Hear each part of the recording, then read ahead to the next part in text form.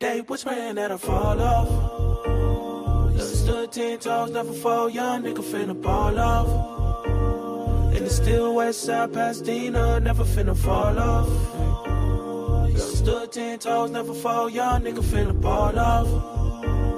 And it's still west side Pasadena. Are you niggas just some fans, huh? Hey, really got a plan, huh? But coming to some paper, you won't even lift your man up. I'm coming off the dribble, it's simple, I make them stand up. Come from where they sagging, not luxury, hold my pants up. I'm nasty, nigga, you should ask me. Best about the city, ask my daughter why she dabbing. Niggas got my name in their mouth while they songs in the drought. I know it's hard to get out, you should be closing your mouth.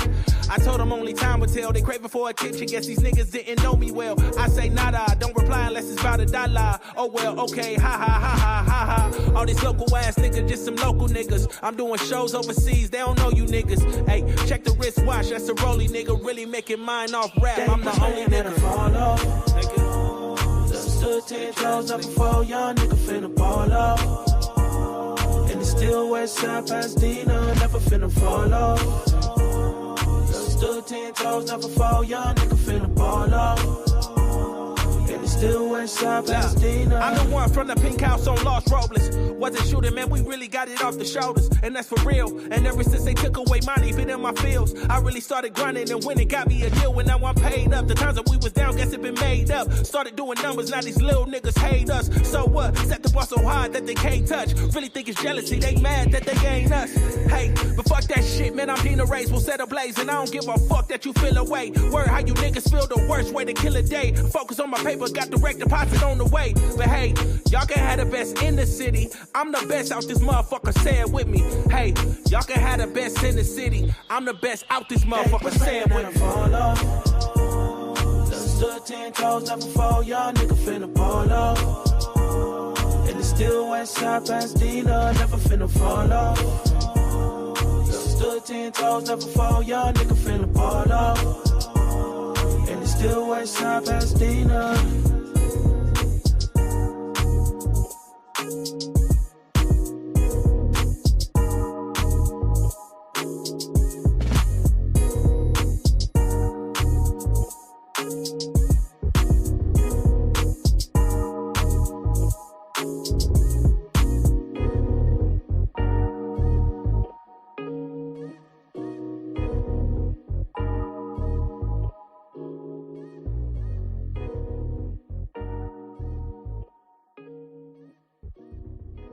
I feel like slapping a nigga today. Oh, oh, oh. I feel like slapping a nigga today. Oh, oh, oh. I feel like slapping a nigga today. Oh, oh, oh.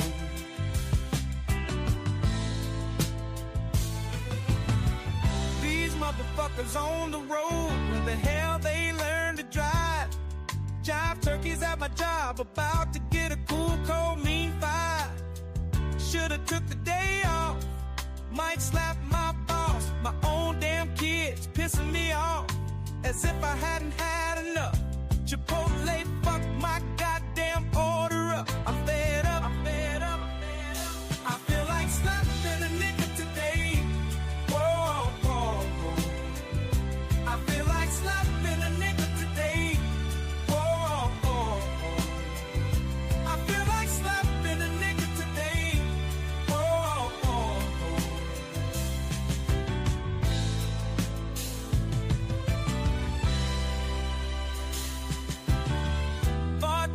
Don't you see me waving you down? This guy came after me, I was here first, but you serving him rounds. No, I bought the Uber here, my friends expecting me to buy it back. Tomorrow morning, I better get a cash app, or every last one of you motherfuckers getting slapped. Bet that. Whoa, I feel like slapping a nigga today. Whoa, whoa, whoa. I feel like slapping.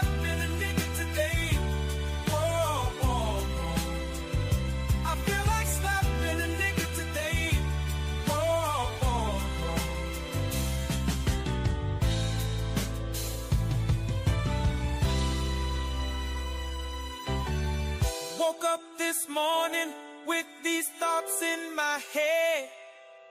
The world would be better off if I just stayed my ass in bed. Whoa, I feel like slapping a nigga today. Whoa, whoa, whoa. I feel like slapping a nigga today. Whoa, whoa, whoa. I feel like slapping a nigga today. Whoa, whoa, whoa.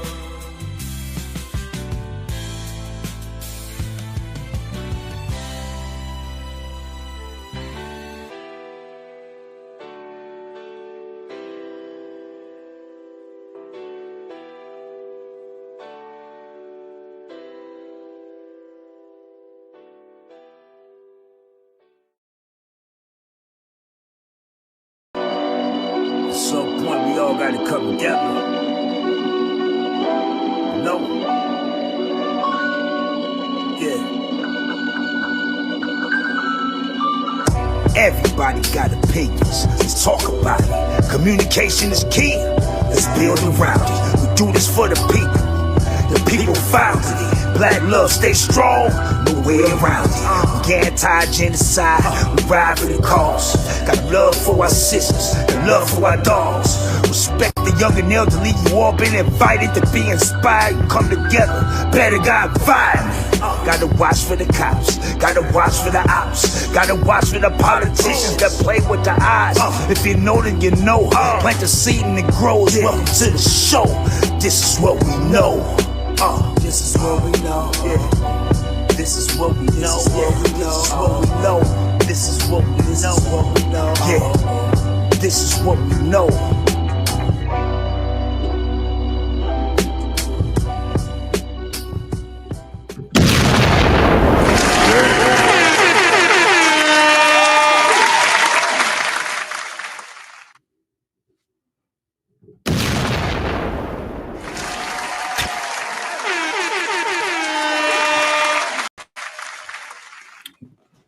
What up, everybody? We in here.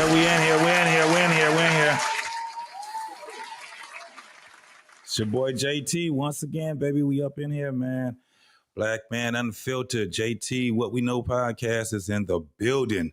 This is what's going on, man. We got a lot of videos that I need. Not really a whole lot, but we got some things we need to get through with. I ain't gonna hold y'all that long.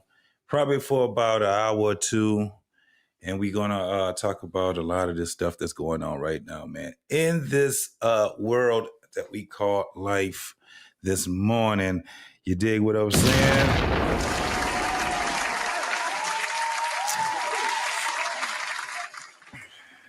Man, had a great weekend.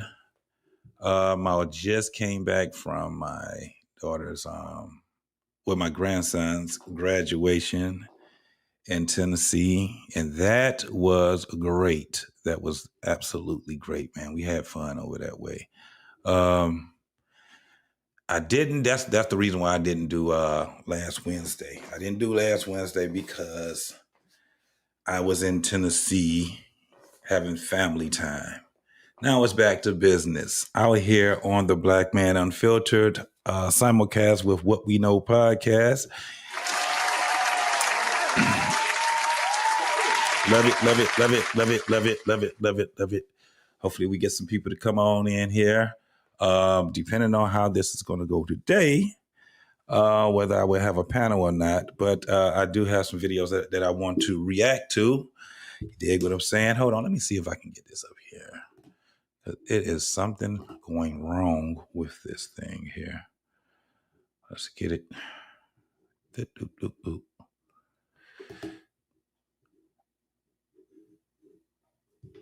This destination is. I have no idea what's going on. Black Man Unfiltered. If you see this, it's not bringing up your Facebook, man. It's not broadcasting on Facebook for some odd reason. Have no idea why, but we're going to keep the show going. We are on YouTube. We have visuality on YouTube. So that's a great thing right there, man. You know, again, we got some things we need to talk about, man. I was going to talk about the P. Diddy shit, but man, I don't know what's going on in that weirdo life right there, bro. it is what it is over there. It doesn't look good for him. It does not look good for P. Diddy at all right now. I'm not following it 100%, but I am, I got my ear to the streets, to these YouTube streets, or should I say the these internets out here. But yeah, pretty much, man. I'm not really following that, but I am following the Papoose and his old lady, Remy Ma, that fiasco. A lot of people are, I've heard a lot of people being upset with Papoose for responding. I'm not mad at the brother for, saying what he had to say when it came down to this woman, not only cheated on him after he has had her back 100 through life when she was down riding a bench in prison. And this is the payout was for her to be cheating on my man. That's crazy to me. That's very crazy to me for someone to do that. But we've been saying this for the longest, man. That good guy shit it's no payout right now in these days and times where we at right now. But I mean, it is what it is. That man had put in some work in that relationship and the end, and she pretty much led him to the end. And one of the things is that as far as like the breakup and all of that, I'm not blaming him. But there are certain things that we just as men should not lower ourselves to. And one of them is not finding your own purpose. You can always support your significant other, but you cannot put yourself, lower yourself. You have to be the one that would do that. Now, as far as the fallout, as far as like his finances and things like that, I have no idea what that man, and I'm not trying to count that man's pockets. Neither am I trying to count her pockets. But over here in these streets, man, it's a lot of people that's on Remy Ma's head. You know what I'm saying? It's a lot of, even with the women, it's a lot of women that's not even, they ain't feeling that. A lot of black women not even feeling what she did. However, there's a lot of people that are absolutely going against Papoose too. A lot of guys is calling him simps. I don't know. I haven't heard any women saying it, but, it was at one point that these folks were what they call relationship goals and things like that. They were the motto of Black love and, all the things that people will be using when it comes down to these relationship goals. So it's crazy with that. But we also had, we'll be talking about the Travis Hunter. That is, from what it looks like, man, it's like my brother is just willingly going into the gauntlet. I hope he do survive this and he has a marriage that lasts forever. However, when we're looking at this as onlookers, we've seen by probabilities that this is not going to end well. It's just not going to end well. You know what I'm saying? So I hope that my man, I hope he end up doing what he has to do to protect himself later on. But right now it ain't looking like it. He already just jumped out the gate, spending millions already. And he ain't even ran a yard yet. He hasn't even, you know what I'm saying? He hasn't even put any stats in the NFL yet. But this dude is out here. He balling out of control already. So, and that wedding, that was crazy. It was wild. So we'll be talking about that also. And probably what I'll probably lead with is what's happening right now when we're talking about finances. A lot of people mad at Trump. A lot of people are upset with my man Trump. They upset with the moves that he's making. And I can see why. I can definitely see why people would be mad, not just with him, because it's not just one man doing this. This is, a government that's doing this. You know, they about to cut a lot of state aid, federal aid. You see what they did with the schools. You know what I'm saying? They got the schools as far as the education. They're giving it back to the states, dismantling it from a federal standpoint. The Section 8 is a big thing now, where, you know, they're talking about cutting Section 8. You got a lot of people that's talking about that. Even, you know, with the other assistance like SNAP and, you know, a lot of other things, especially, you know, it's crazy that people are upset knowing that this was going to happen. Even if it wasn't Trump, I'm telling you right now, it was going to be whoever that was going to be in office, you know, that was going to do it. Now, the only thing is that you guys have to understand that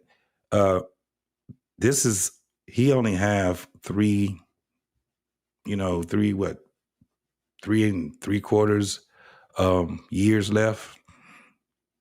So, I mean, the best case scenario is that somebody come back and change all that stuff, but that's not going to be easy to do something like that. You know, so you guys going to have to start getting together or something. I have no idea, but I know one thing. Winter is here. It ain't coming no more. Winter is here. And it ain't going to do nothing but get worse. It's going to get worse. And there's going to be a lot of people that's going to be, you know, they're going to be suffering. It's going to be a lot of sufferers out here. So if you guys out here not working, or you're not getting something that you can have as feasible income, you better start getting out here right now. If not, man, y'all going to be hurting, bro. You're going to be hurting. You know what I'm saying? Winter is coming. And then we have, you know, look at what's happening with the relationships between men and women. This is crazy. It's wild. It's wild. And the craziest part is that we out here looking at, you know, these celebrities and all this. It seems like everybody going to be suffering. It seems like everybody's going to be suffering. One of the things that I do know is that as far as being a celebrity, that's not the same as being rich. So a lot of these folks that have celebrity, they're not rich. As a matter of fact, a lot of these folks are in trouble just like regular folks. The only difference is that they're in the limelight, or somewhat like that. It's a lot of people faking the funk. A lot of people faking the funk. And what's happening now is that we're going to see who's faking the funk. Got a whole bunch of people out here eating lobster. And remember they've been balling out of control. You get all these folks is out here talking about getting degrees and making money. Remember that dream used to be just go to school, go to college, get you a degree. You know what I'm saying? What's going on, Sparta? What's happening, boy? The Greek Freak, I appreciate you, brother, for coming over this way. What's happening with you, bye?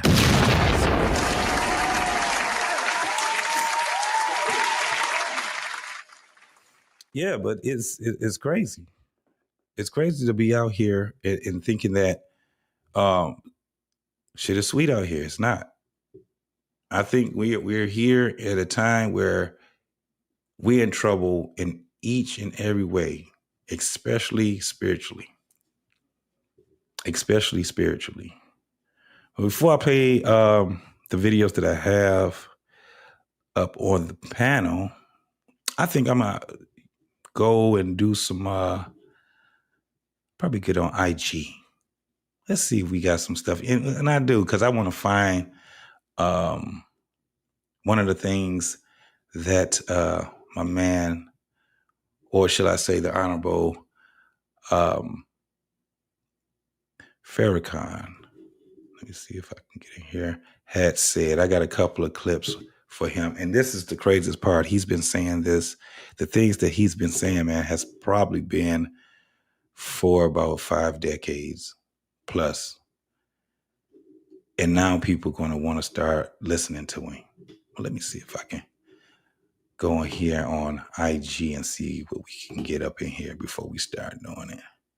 So yeah, one of the things that I want to play that he actually had put on here was the whole thing about the woman's mouth. Crazy. Wow. And his words, man, if y'all don't know, man, his words are very powerful. But people been ignoring the word of the Honorable Louis Farrakhan for a very long time. But it's kind of like what my boy Ricky say. He says his stuff is circular because it's true, right? I'm going to put one. Let me see. I got two of them. I'm not going to do the one with the mouth. I'm going to do the one about love. Because this right here probably speaks a lot more to the brothers. Oh, man. Let me see where we at. The brothers today. All right, let me get over here. Put this over here. All right, I'm going to bring this up. Go here. Share the screen.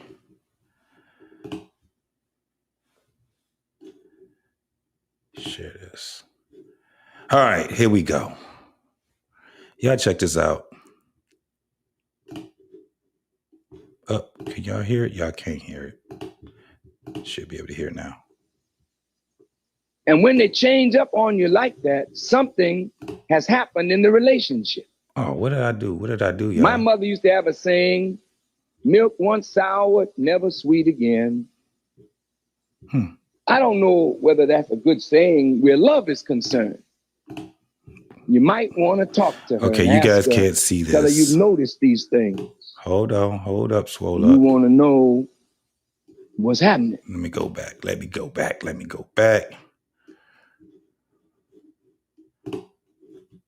See what's happening with this. What's going on? Why we can't see? Oh, well, maybe I need to bring it up. It's up here. What we doing now?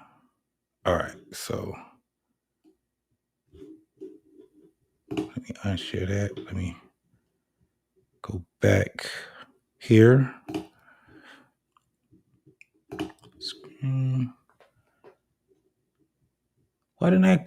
Oh man, what the heck is going on? Okay, here we go. Share. Okay. There we go. All right. I don't know what was happening, but it's there. All right, here we go. People change up on you. And when they change up on you like that, something has happened in the relationship. My mother used to have a saying, milk once sour, never sweet again. I don't know whether that's a good saying where love is concerned. CJ, what up? You might want to talk to her and ask her, tell her you've noticed these things. And you want to know what's happening.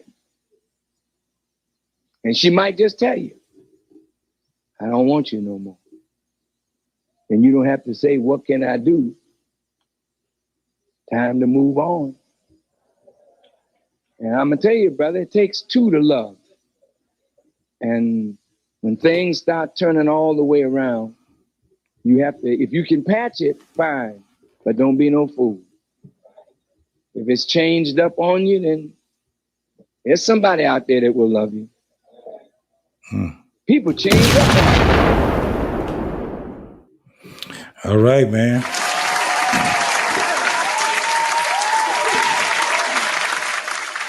Honorable Louis Farrakhan, he was talking to a man. He was telling a man, listen, when you get into these relationships, they're not going to always remain the same. People change. You know, a lot of people don't know this is what we having right now. We having and you've been hearing the man, whether it's Red Pill, Manosphere, whatever it is that's been talking about this. When it comes down to these women, man, they don't really want to be married. They think the grass is greener on the other side, right?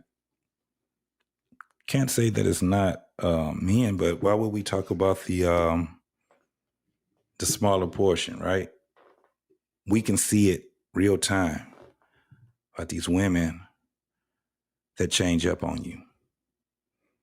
And even the ones that don't. One of the things that I see, even when we get to talking about Papoose and, all these other guys that's out here, man, they see it, they ignore the warnings.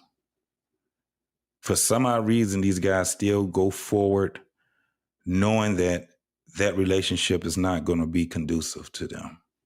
And a lot of guys get ruined. I would say, you can say that it's the women's fault, but in all actuality, if I was talking to the guys, a lot of these guys, they know right off the rip. And so they are probably the main culprit of themselves getting ruined in these relationships. I just seen a thing with that young fella that's dating Cooking with Kaya, right? And we did a couple of shows on that here on Black Man Unfiltered and What We Know podcast. We did the same thing. We analyzed what we seen. Then any guy, we didn't have a problem with her cooking and, doing what she was doing. I guess she was doing a little twerk, ass shaking, whatever, while she was cooking or whatever. But we just looked at it and was like, okay. The women were the ones that were saying, they were mad at her for doing what she's doing. And, the dudes was like, nah, I don't think that she's no different than the rest of them. But she's just making good content, cooking, twerking. That's what it is. Lo and behold, she's at this young fella, probably one of the, he's a huge YouTuber. Is it Kai Cenat? He has this thing called I guess it's a little, what you call it, a school for content creators, a university that he created, that he got these content creators in. And he has her in his university. And so what had happened was, and I know that people are going to be talking about it now because it's kind of like news. Supposedly what they're saying that she cheated on him. And I guess you can consider it cheating because they were at a party and the shit was on video and she dancing and dudes was smacking, and it was a guy that was smacking her ass. Now, while that was happening, her boyfriend was on video watching it. He was pissed off. If I can find some footage on it, I'll show it. I'll show it. But it's funny how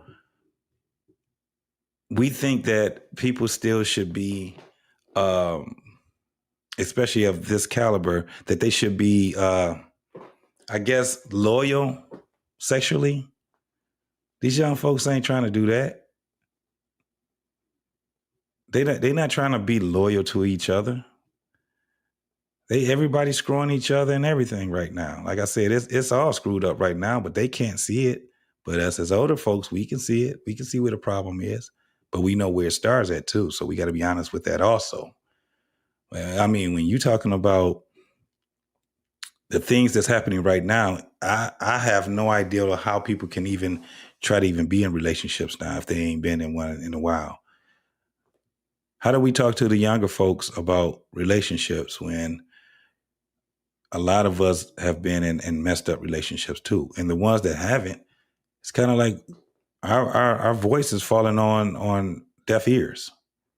They can't relate to us. You know what I'm saying? One of the things I can tell you, I'm an X, a Generation X, and one of the things we have to deal with is the women that, they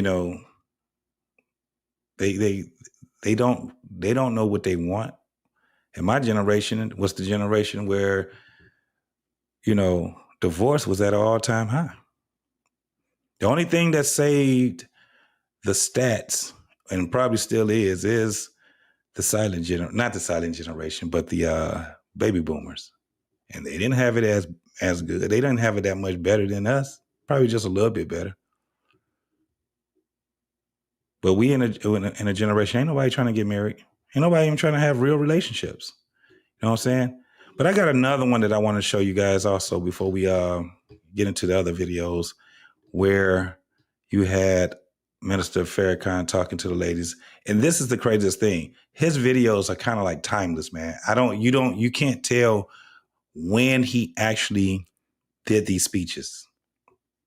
They're timeless. He's been saying this for a very long time. You know, and his voice, when it comes down to people that are outside of the Nation of Islam or the Fruit of Islam, it's like the only time they just want to hear him speak to make them feel good, but he don't make you feel good when he don't.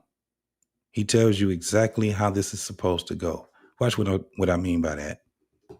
Because a man can't be a man when he's saddled down up to his neck in debt with a dissatisfied woman who don't give a damn. She wants more and more and more. Let me tell you something, woman. We ought to take you and throttle you. I'm just telling you straight up. You don't want no man like me. You couldn't live with a man like me. Because I would not take that damn foolishness from one of you. For 1 minute, I'd drive you through the door. I don't like no woman to dominate no man. And I don't like no woman who even tries. You'll never be a happy woman dogging your man out. He's not a man yet, but he will be. But if you keep on dogging him, you won't have nothing, and you'll end up being a lesbian at home with yourself, with no man by your side because your damn mouth. Because a man can't be a man when he's saddled down up to his neck in debt with a dissatisfied woman who don't give a damn. She wants more and more and more. Let me tell you something, woman. We ought to take you and throttle you. Oh.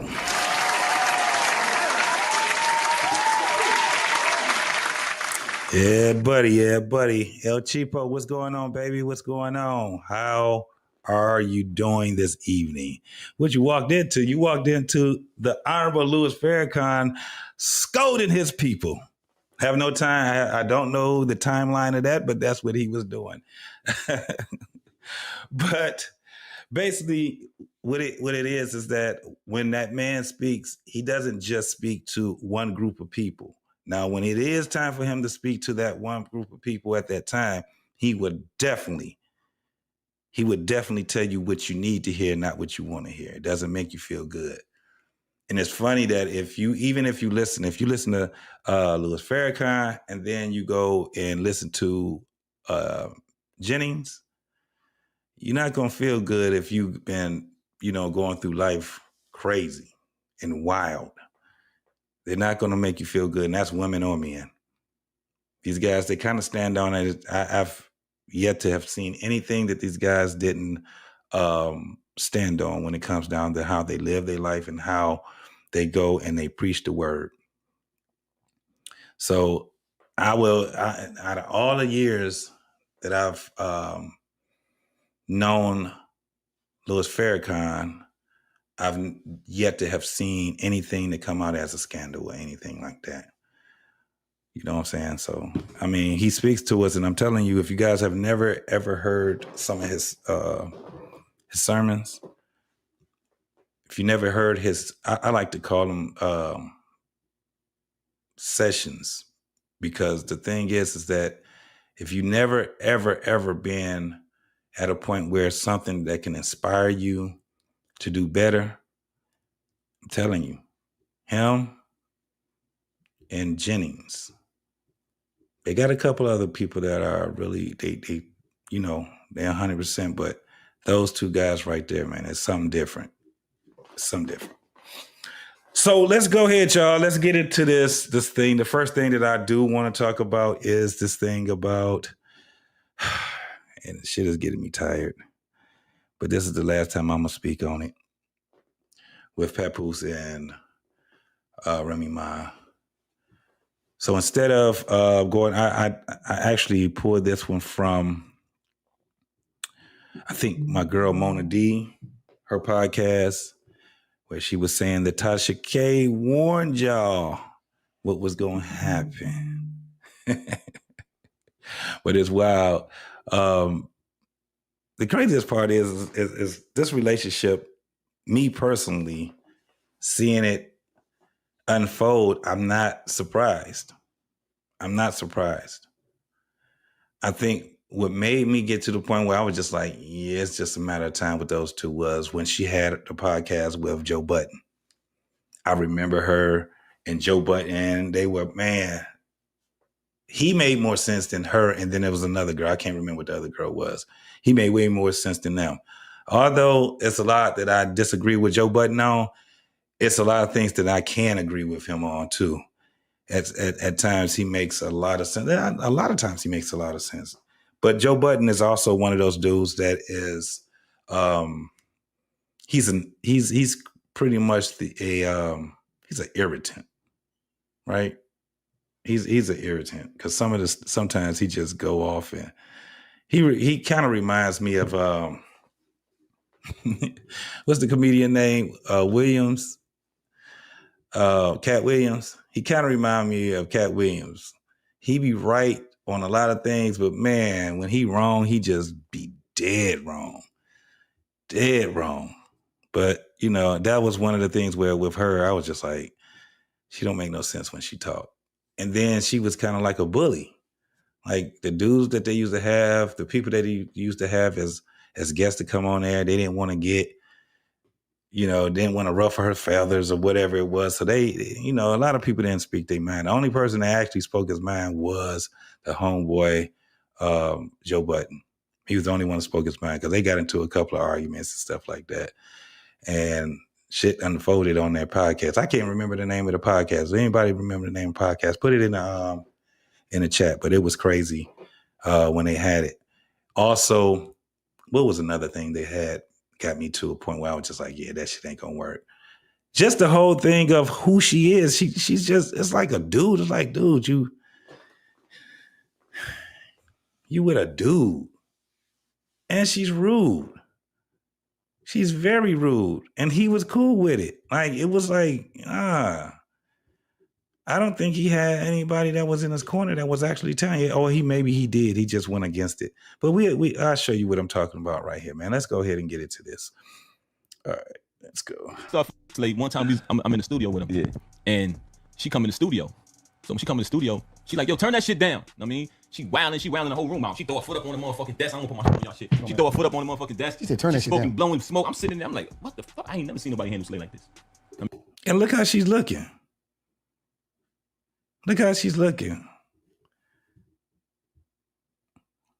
She's proud. And he thinks that this is good by what he's saying. I'm in love with that shit. Yeah, I want it until your ass gotta have it. Then what? Oh, shit. Let's go back. She was all over back like a cheap suit out of Marshall. Now, how did the nigga tell him that he think I like you? Nigga like, oh yeah, and she crazy. Yeah, he did. He was like, yo, listen. He said, I'm gonna tell you right now. If you fuck with her, he said, I'm gonna tell you right now. If you fuck with her, she a little crazy. You might go to jail. My little sister. He like, yo, I'm just letting you know. I'm like, all right. How I knew that she was the one for me was because we'd be sitting in the motherfucking car just talking all night. And then when I leave her, I'm like, damn, I miss her. You know what I'm saying? So when you're not with a person and he's still on your mind, that's something special. How was your first date? What did you take her? We used to do shit like that. Just sit and smoke all night. Motherfucking in the car doing shit like that, to be honest. I'm actually a really nice person. If somebody do something, if Rem don't like you and I'm on some bullshit with you did something. Anytime somebody say I'm actually a really nice person, they ain't nice. You are what you show and present to people. She ain't a nice person. He knew she wasn't a nice person. Let's keep going. You did something. The problem is I'm extreme. Right. Like, so you could do something little. Like I use the example of time, like, yo, if you stepped on my shoelace, it's possible, like, I might want to amputate your leg. Damn. That's kid shit. Why anybody wants to deal with somebody that don't want to use sense? Evidently ain't common anymore. But listen. Like, oh yeah, like, you're in trouble in the house. I don't do tit for tat. It's like tit. Like, that's just how I am. That's the thing with her though, honestly. And people always tell me like, yo, man, you sure know how to, you like crazy motherfuckers. Your best friend is K-Slay, your wife is Remy, but with me, you commonly back. And the thing for her, with her is, people don't understand. They think she's a certain way. As long as you 100, everything on. Lady Navarre, what's going on, big baby? How you? How you doing? But she's out here talking about, and this is the thing, and you guys know who Mr. Let Go is. And he says this thing that women are children, right? And, you know, guys like myself and a couple other guys be like, nah, man, no, women are adults. And we try to argue this thing. But when you hear women speak like how Remy is speaking, you like, damn. Just make his point so much. Somebody step on her shoelaces. She want to take his leg off. And I'm very extreme. You a kid in a grown woman's body. And you ain't never learned how to resolve issues. Let shit go sometimes. You know what I'm saying? It ain't that serious. That's why your ass ended up going to prison. But let's keep continuing on this. The table, you ain't gonna have no problem with her. But if you're doing something under the table, she gonna speak up. She gonna put you on blast. Tonight, me and her was having a little disagreement. So the baby was asleep. She woke up. I guess we was talking too loud. She's like, can y'all stop? She's like, blame your father. She's like, no, it's not, Daddy. It's Daddy, sweet. It's you. No, listen. She's gonna all that smoke she pushed you through. The little girl gonna give her all the smoke that she pushed you through. Watch. I couldn't believe she said that. Because she listened. She hear mommy being a bully in the house. Bully, yup. See? When I said it, bully. Been a fucking bully.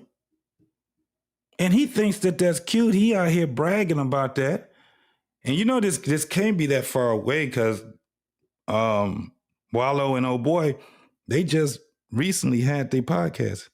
What, for about 2.5 years now? Something like that? 3 years probably, maybe. So it was all fun and games, dog, until somebody get their eye put out, huh? That's what I'm talking about. Shit is goofy, man. Let's go.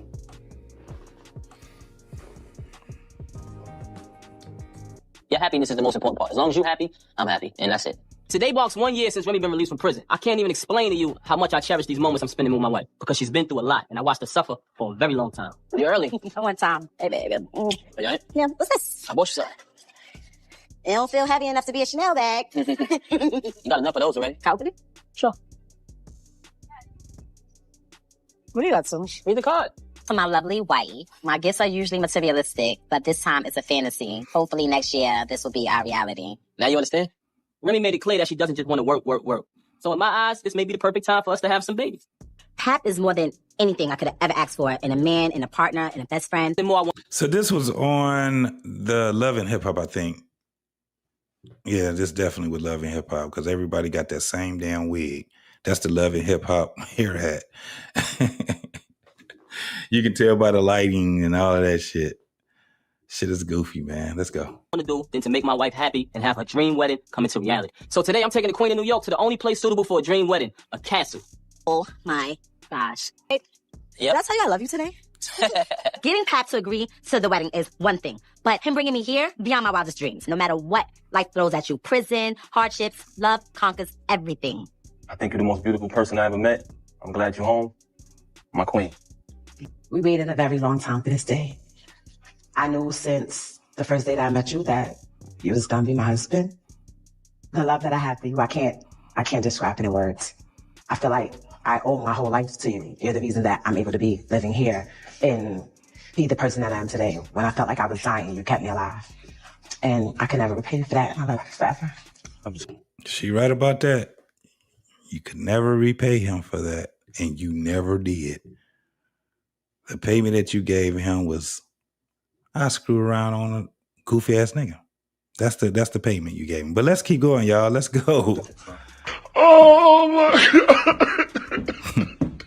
What's up, y'all? This week, an old wound has reopened, and it started with the comment that Clarissa Shields made when she appeared in an interview. You said there's some things he needs to handle? What do you mean by that? Been in the room, I don't have to say it. But that takes time, and like I said, that's not my place to speak on. You know what I'm saying? Like it'll get handled. I just know that from my perspective, I'm with him every day, and when I'm not with him, we're on the phone every day, and we're talking and we're FaceTiming, and you know, we love each other. So that's just kind of what it is. You know what I'm saying? But hey, it's a situation, and it is what it is. I'm assuming you mean like you want to wait till the divorce is like official. Did that keep you from like giving your all? No. No, because we're together all the time. So the all is already given, is what she's saying. Yeah, that's it. We already talk. We talk about so many different things, and I'm 30, so we talk about kids and family and stuff like that. But like, that still has to get taken care of. But like, you know, once again, it's not for me. You understand what I'm saying? Like, I'm not married. When Remy called, I like Papoose. I think he's a dope, lyricist, rapper. Dude is, I've been probably following Papoose for about 6 years now. Probably longer than that. But if Clarissa Shields was my family member, I would tell her, you don't know what you're getting yourself into. I personally, I don't believe that it can last with those two. Because this nigga come with pressure. That woman y'all see right there in that damn New York hat is pressure. Finesse Vision, what's happening now? What's going on with you? Salute to you. This woman is pressure. And Clarissa Shields, the thing is that she likes this guy. I understand that he can, be this dude that'll support you in all these different things. But when it comes down to it, Clarissa,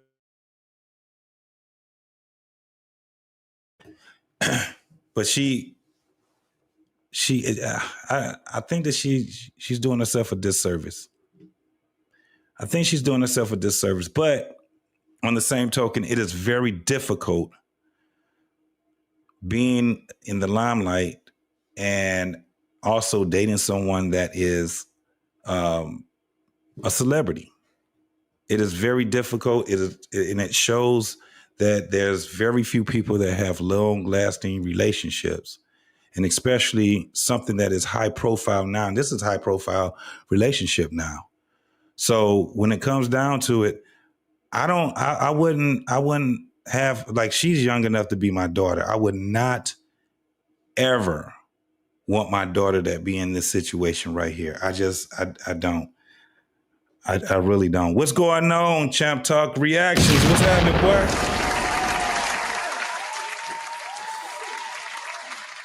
What's popping with you, homie? What's popping with you? So the thing that she's dealing with right now is something where this guy has, not just let's do the math.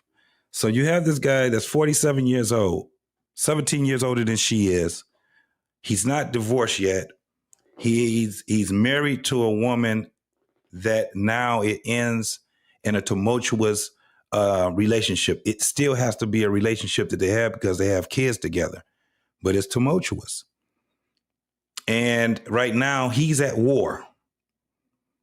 And he has put his life out there now. He responded to the things that was going on between him and Remy Ma. I think, in my opinion, that, okay, on one side of it, I understand why he did it. That being silent, it was just too much. However, I probably still wouldn't have said anything. Personally, myself. Especially if I was in a relationship with a Clarissa Shields, knowing that she's high profile. Also, she has a career that she's looking out for. Now, my relationship with her, I mean, it is what it is. It would have stayed where people would have just been speculating.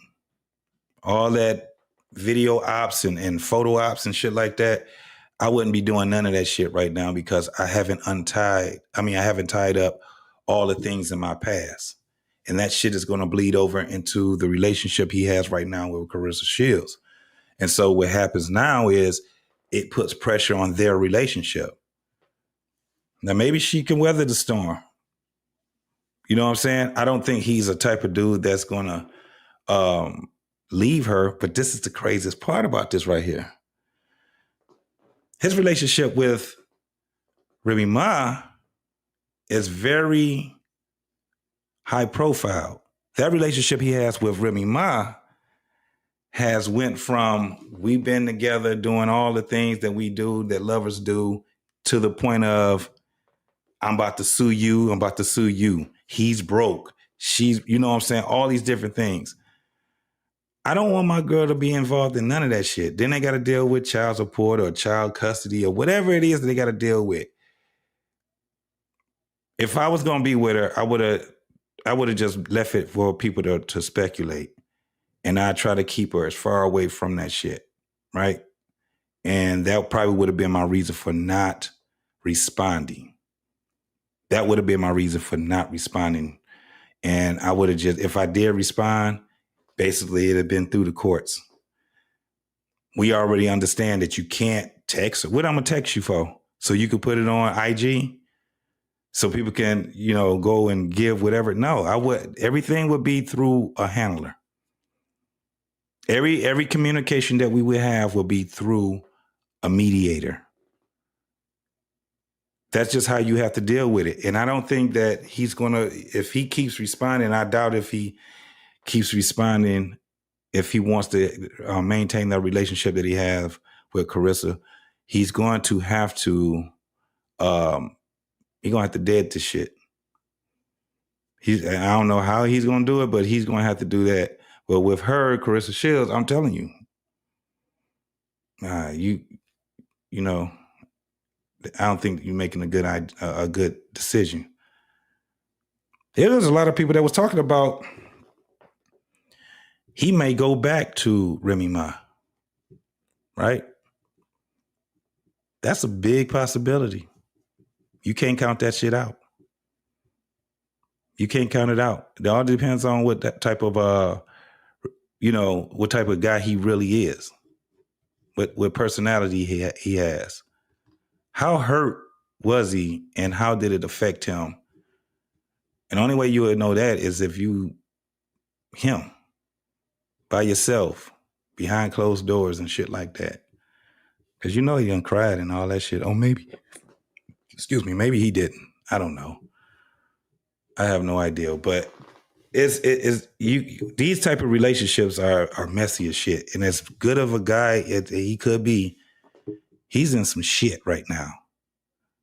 He's in a relationship that this shit right here, and it's never a good idea to get into a relationship when you haven't closed the doors all the way on your last relationship. But let's keep going. Caught wind of what Clarissa said on that interview.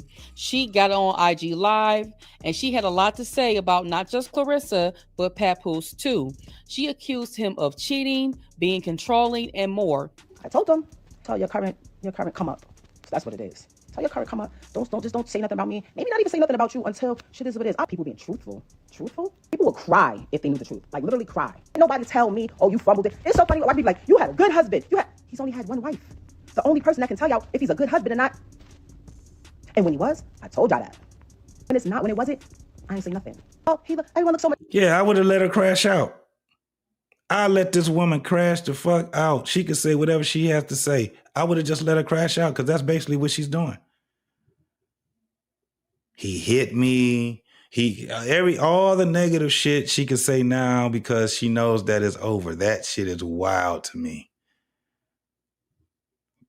It's wild to me. And she was the one that actually, it's like, but you went outside the marriage. Let her tell it. He cheated too. So it is what it is. Happier now. Girl, man, don't nobody fall in love faster than somebody with nowhere to stay. I literally told him, every time your current come up, says my name or does something that I feel is trying to attack me in any type of way, I'm going to drag you. Because you refuse to tell people, hey, me and Rem haven't even slept in the same bed since May 2022. You don't want to tell nobody that. You were so wrapped up in the whole black love thing. That was your thing. That was the only thing you had. And I realized that. And I respected that. You know what? I don't need to be out here telling people you ain't this and you ain't got this and you ain't doing this and you ain't that. Whoever gets you, they'll see. Because the original plan was like, you know what? You do what you want to do. I do what I want to do. We said we was going to raise our daughter a certain way. You know, it was just, we figure out how to live. Now, she said this and he responded, and I'm not going to play his response because he already done put it out there. They never had that. Nothing like that. This is her crashing out. The craziest part is that the person she needs to be directing that to would be just him. She's directing this to millions of people. And then they get mad when people use this content. That's crazy as hell to me, man. What's going on, Braxton? What's poppin', boy? Salute to you, homie. Salute to you. Salute to you. Let's keep going. The same house and whatever. But then, motherfuckers felt like they can control what I do, but do whatever they want to do. My mother, I'm with my daughter all the time. I don't just pick her up once a month, if that, and then run to social media and post it to make it seem like I'm the parent of the year. It's my house because I paid for it. All 1 million, 0.3, whatever I paid in cash, with my name on it only. Moved on, great. I'm trying to understand what's the hold up. Hold up, what up? I had my lawyer call, like, yo, you sent them the email, right? Yes. He gave his lawyer information? Yeah, you called him, right? What did she say? She said he hasn't retained her yet. I don't want nothing. I'm not asking for child support, spousal support. I don't want no cars. I don't want no crib. I don't want nothing. I'm not giving nobody anything that's theirs neither. I'm lying. I did ask for my jury. I'm missing some jury. I'm missing some jury. I've been asking for my jury back for a long time. The police filed a complaint about my missing jury that I have insurance on. Infidelity didn't have nothing to do with our breakup. You know that. It was never about infidelity. When I came home and I went straight through that phone immediately. I know what was up. When I had to fight baby mothers at mother-in-law's houses on Thanksgiving, I'm not gonna be with anybody because of what they have. I like people because of how they treat me. Okay? Yeah, he made a bad decision, man, from the get-go. Right off the rip. It was just a matter of time for this shit to go south. This is the thing I can tell you right now.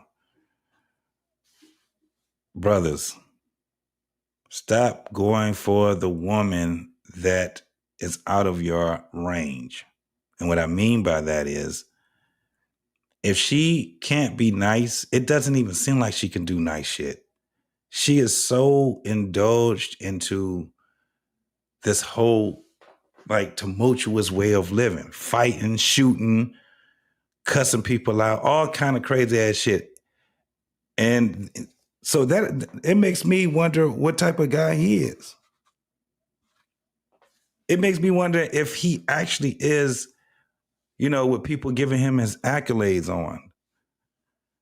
I can understand why dudes would be like, nah, nigga, you a fool. I can understand why dudes will do that now. The more and more I keep rolling, and then the more she keeps speaking, I'm like, yeah, nah. And I just don't think that he should have responded because it doesn't look good. Doesn't look good, man. Doesn't look good. Poppy, what's going on, boy?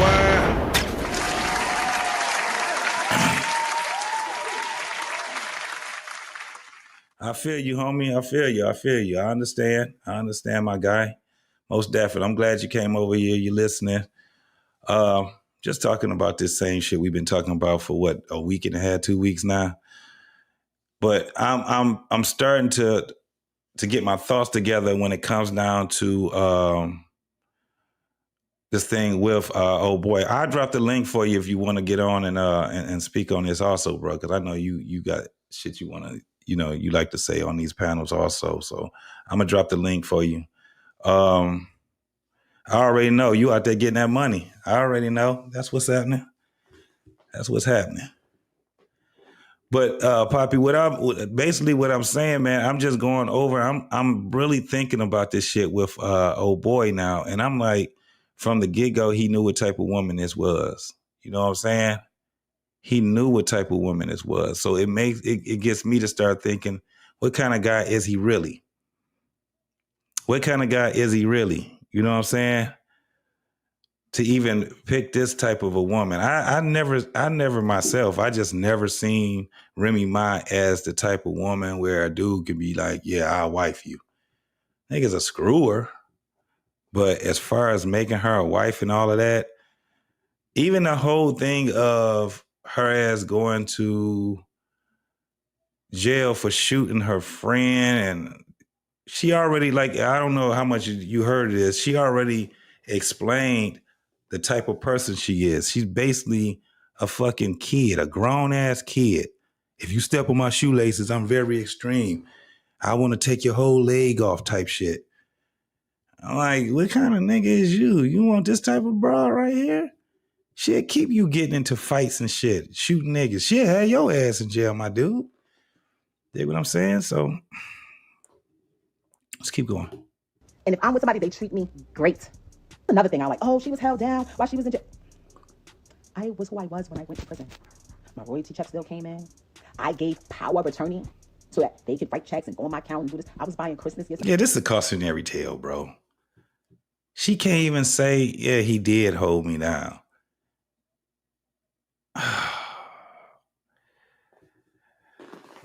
I'll make an exception for you, Poppy. You good, bro. You good. I'll make an exception for you. This broad is crazy. She can't even have at least call it down the line. You know what I'm saying? That shit's crazy to me. I'm still who I am. When I went to prison, he didn't help.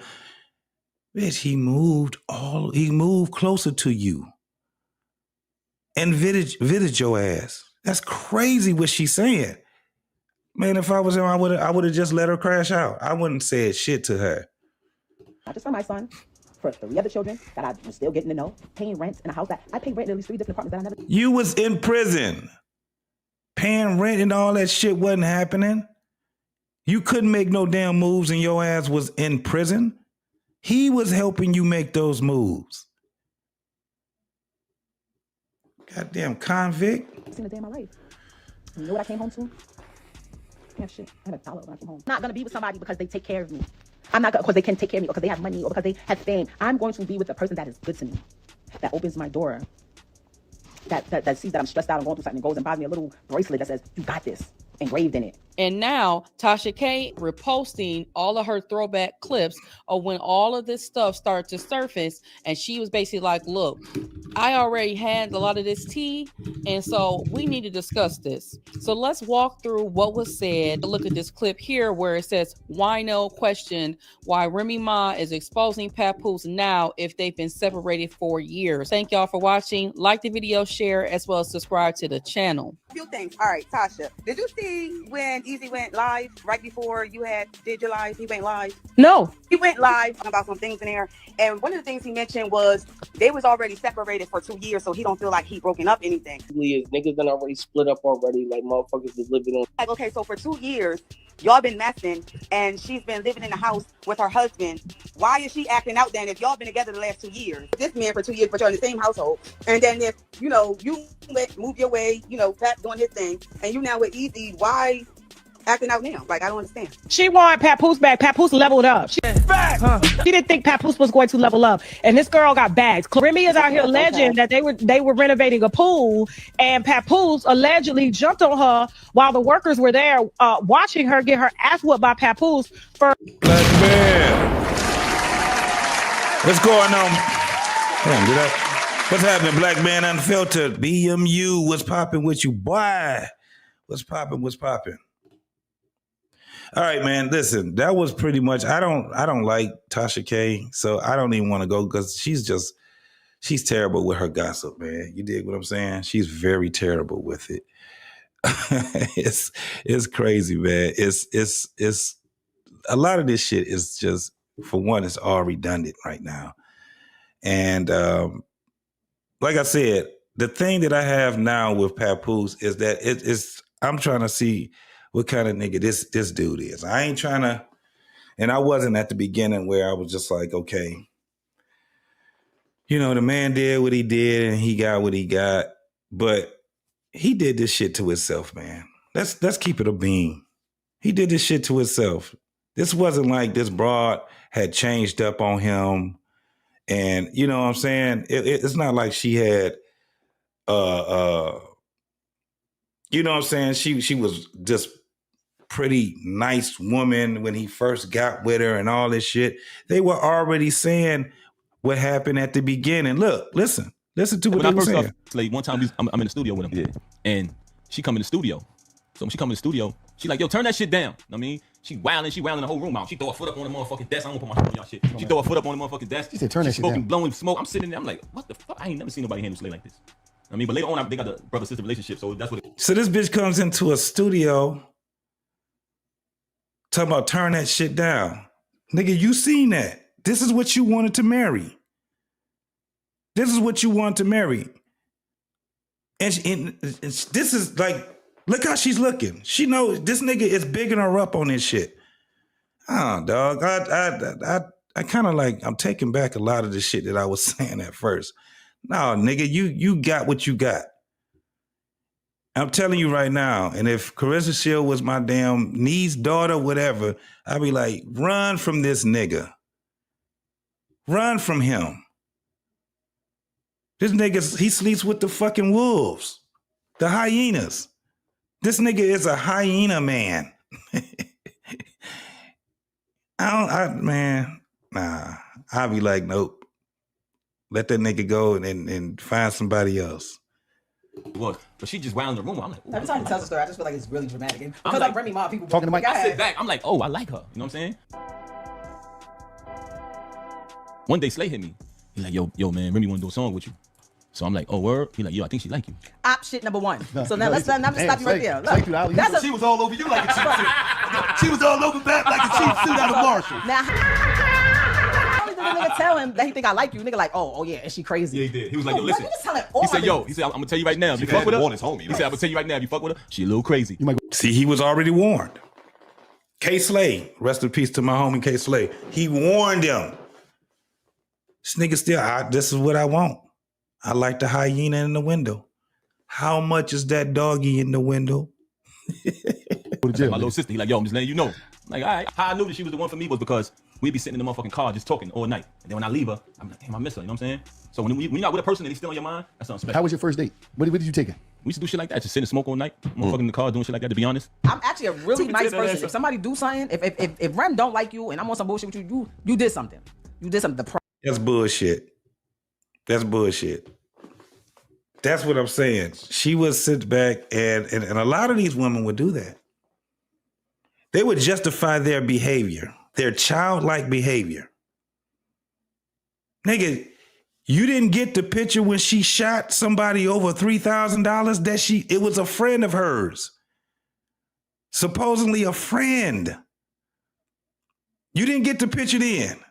You said, well, fuck it. I'm just going to go ahead and put some money on the books and make sure she can have her, get her affairs together and all this different shit.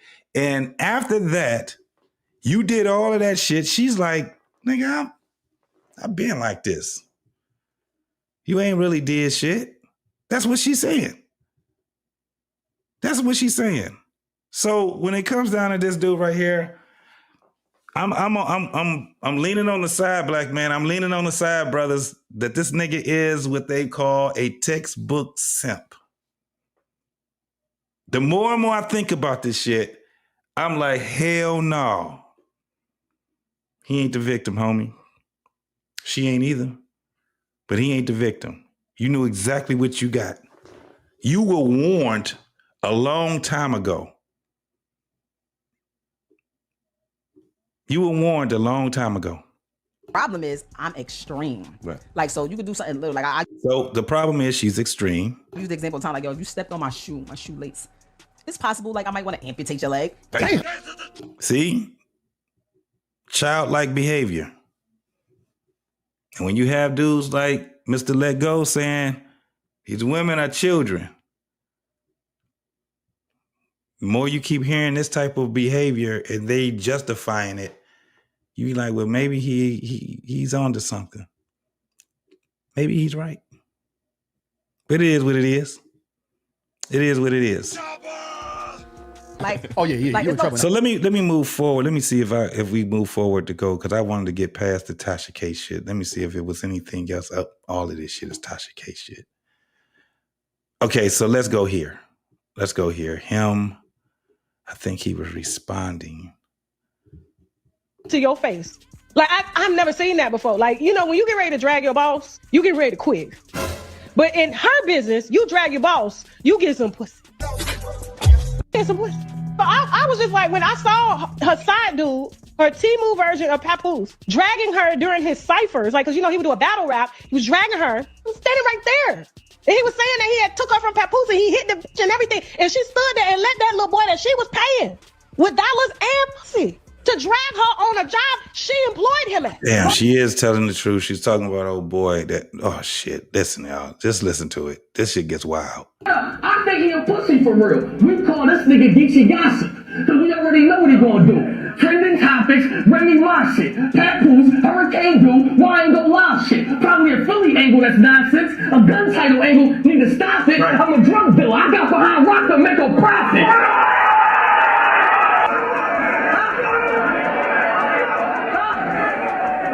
That's why I never liked that battle rap shit. These niggas be doxing niggas, snitching on niggas. Shit gets bad, bro. They didn't had a couple of incidents with somebody that got shot and everything. That's why I ain't never liked it. I've never liked that type of battle rap. You know what I'm saying? Never. I tried to get into it. I know a lot of the dudes, a lot of the legends that's in there, but I've never liked that type of battle rap. This shit is tumultuous. And guess what it did? It messed up a marriage. This nigga went on there and said that shit. That's crazy to me. All of this shit is weird. This weirdo shit. But okay, so let me see what we got here. And then I'm about to end this. We're going to move on to another subject. Let's see.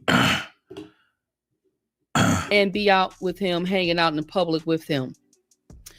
So because he got this woman, he's with Clarissa, and you don't like the fact that she has been over the last few months, the last year, however long they've been seeing each other, found it to be an issue with the fact that he is with Clarissa until she started speaking up about her love for Papoose. Lady Navarre, what did you say? What you say? What is behind our names with number 1 and number 3? I don't see what you see. Oh, that's on the screen? Not sure. I'm not positive about what that is. To me, it just seems like the timing was just right. And it just appears to be that she's just hating and jealous of the fact that he appears to be moved on. Like, you got a chance to cheat in peace. And now that you've cheated in peace and he's moved on, he said, look, I'm not going to stick around and tolerate this disrespect anymore. I understand that we're not going to go anywhere. He said he was not filing these divorce papers because he tried to protect his daughter, which in my opinion, I think you could still protect your child and move forward with filing a divorce because it doesn't create any type of confusion. It's already going to be hard, and confusion is already out there because your wife has already been exposed publicly as a cheater. So that information is always going to be out there, and nothing wrong with working your marriage out on certain things, but at some point we need to be honest with our situation and really recognize that sometimes there is no amount of counseling, there's no amount of anything that can probably save a marriage when a person just does not get to that point in a reasonable amount of time. Oh, I hope you feel better, Lady Navarre. You ain't feeling too good. I pray that you get better. Damn. But I'm glad you're in here still paying attention to us.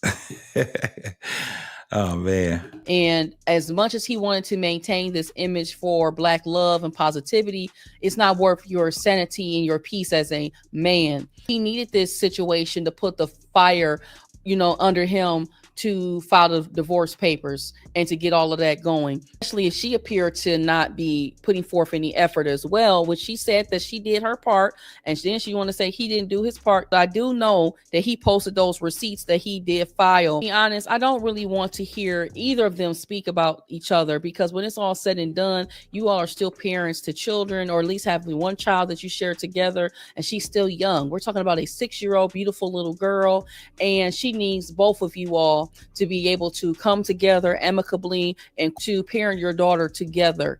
Despite your personal lives and who you sleeping with, who you're seeing, have to come together and do what is right for the child. This is very messy, drama filled, but it's more than that. This is disappointing because Black love took another hit this week. Not ever know the real truth and tea, but what we can see is who had who's back for all of these years and who flipped the script when it got inconvenient. So let me know what y'all think. Are these resurfaced clips from Tasha K giving some new insight, or is this just some old drama getting recycled?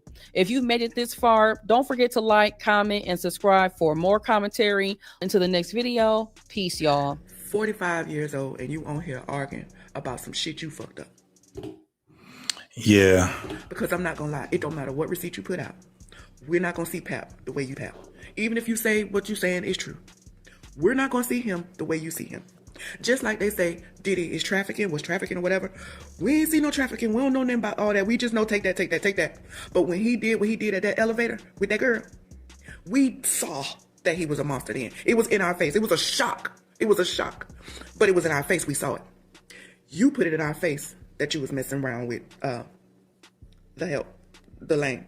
You was the one. You're the poster girl for destroying black love. Let's just say that. We'll never see Pap like that. We'll never see it. No matter what you put out, we'll never see it because we feel like, honestly, I ain't gonna speak for everybody. I'm just gonna speak for me. Because first impressions is everything. He gave off black love. I didn't know Papoose before all this with y'all, together or whatever. And I still don't know. I'm just saying. I just see a guy, and he's doing the same thing with her, like tying the shoe and carrying the bag. And then you gonna sit there and make it seem like, oh girl. You been with the man all these years. And you talking about he good at carrying purses and tying shoes. Girl, you cannot strip that man like that. Ooh, you sat here for 20 years with this man. And now he done moved on. And this girl really seemed like she loved him. She really seemed like she loved him. Clarissa give me that I can win the money. I can make the money. But as long as I got this nigga here holding me down, we gonna ride together. That's what she gives off to me with Papoose. Remy, on the other hand, is losing it. She lost it yesterday. Over, I feel like it was one line. When that girl said, talk to me when you're number one in your career, ooh, that prompts you to come out and just spill shit. Because all the other stuff, she wasn't really saying nothing crazy. She really wasn't. She didn't say anything crazy about you. But that one line to me, I felt like, if I were Remy, I would have had to come out and say something. Because, bitch, don't downgrade my goddamn career.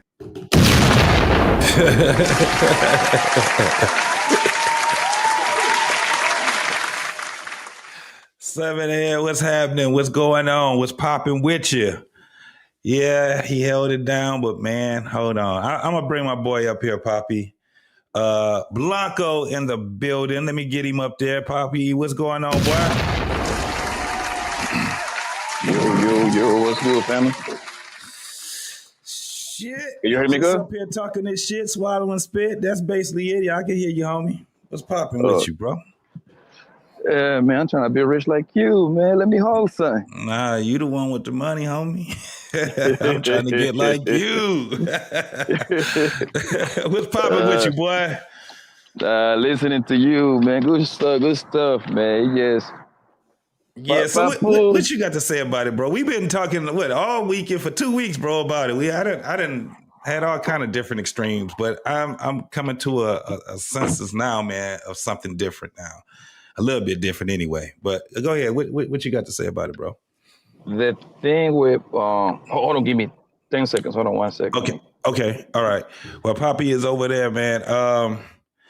Yeah, we got I want to talk about once we get through this one right here, man, the Cooking with Kaya thing. That shit is crazy. That shit is wild. It's wild because we talked about this before and we already knew how this shit was gonna go. I didn't fall for the banana in the tailpipe at all.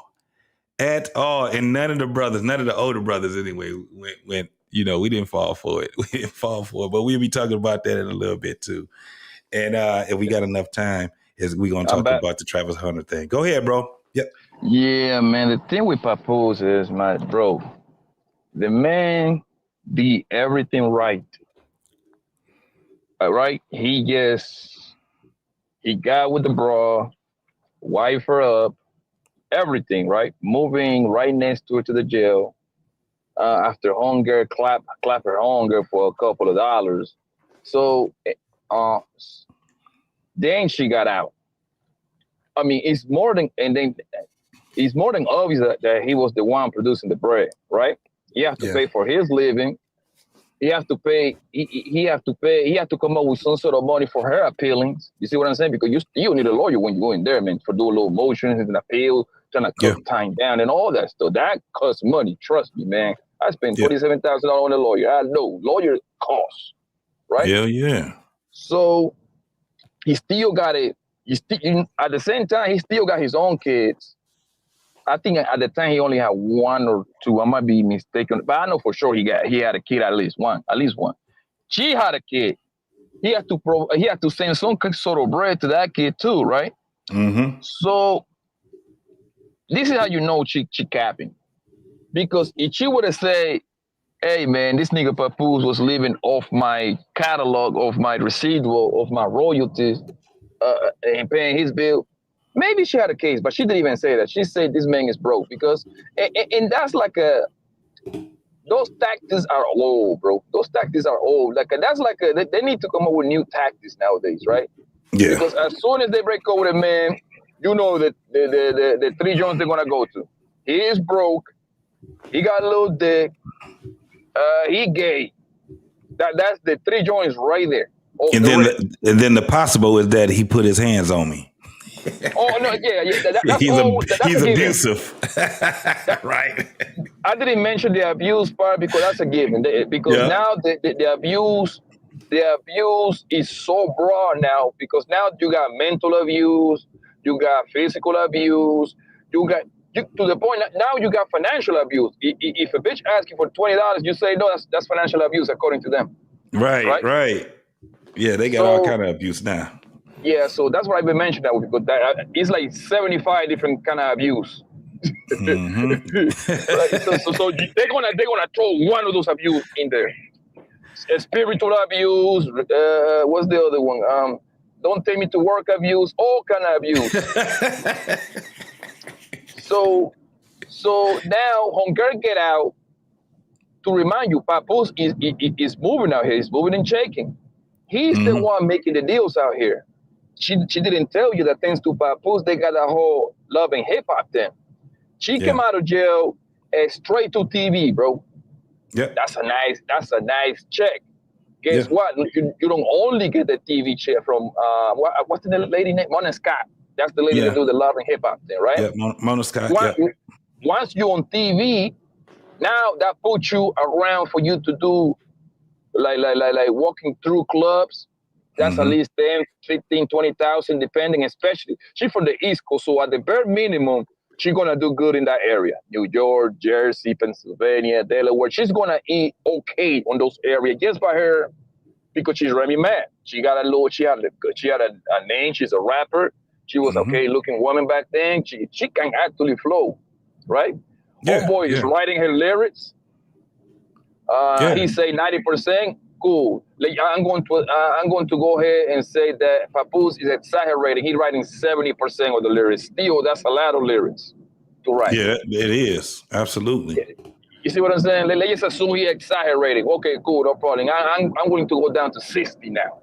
Cool. That's still the majority of your catalog. He wrote it, right?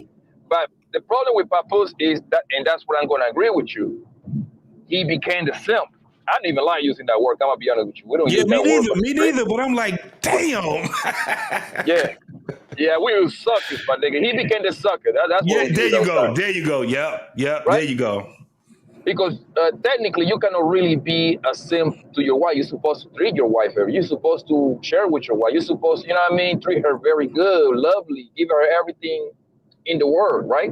Yeah. But here's the problem: that this hoe is a disgraceful hoe. She's a disgruntled hoe, right? Yep. Now, and that's where the problem comes with Papoose. Why you start putting that, which is, I always say this, bro. Once you start putting women on the pedestal for the majority of the time, my nigga, they don't like you like that no more. Yeah, it's something it changes. Yeah, it's something that changes within the man putting her up on a pedestal. And she gets used to it. It gets common to her, and then it's kind of like it's weird, man. It's a weird type of speak because when you just look at what this man did, like the things that he did, it's like, wait a minute, nigga, he had you up on a pedestal even when you was in prison, right? Even in prison, and as you get, it's kind of like. That's where it's like, damn, it could be that he just chose the wrong woman. Do you think, and that's what I came over here. Do you think that most men, nothing is 100%, we know that, right? But most men, do you think they got this savior complex? I can fix that. Because we naturally are fixers. Yes, I think, we're fixers and problem solvers. I think we have that in us, ingrained in us. Yeah, I think so. I think what impedes with it, though, is probably the upbringing of a man, you know what I'm saying? Or the lack of something in life they're getting. But for the most part, yeah, I think so. I think we have the complex of even when we see something that we know that's not good for us, if we want it, we just be like, okay, I still, it's man, it's so fucking weird. It's crazy because I agree. some of it it can be explained. You know, girl, she's really pretty.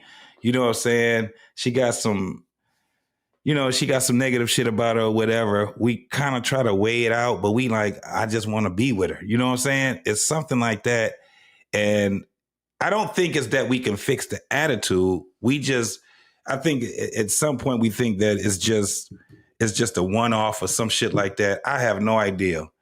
But it is, I definitely agree with that part. And that's what makes us suckers. That's what gets us to a point of that being a sucker type shit. Yeah. There you go. I'm glad you landed in there, right? Because this is what I believe, right? And I've been knowing this since I was a youngin'. I learned all of this when I was a youngin', bro. Like when I was like 20, 21, 22, 23, around those areas, right? Like 30 years ago, that shit, right? That most men are suckers by nature. And when I say sucker, that doesn't mean like it's a bad thing. It's like they're going to use the nature of the man, which is being a fixer, they're going to use that against them, right? For the time, and that's my thing with the manosphere and the red pill, right? I always tell these guys, like, yo, I know what you're trying to do, bro, and y'all talk about holding these bros accountable, this and that, but that will never happen.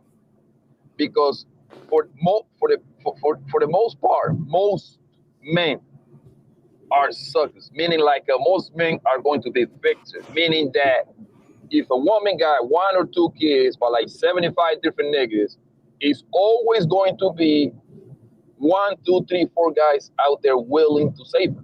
Always.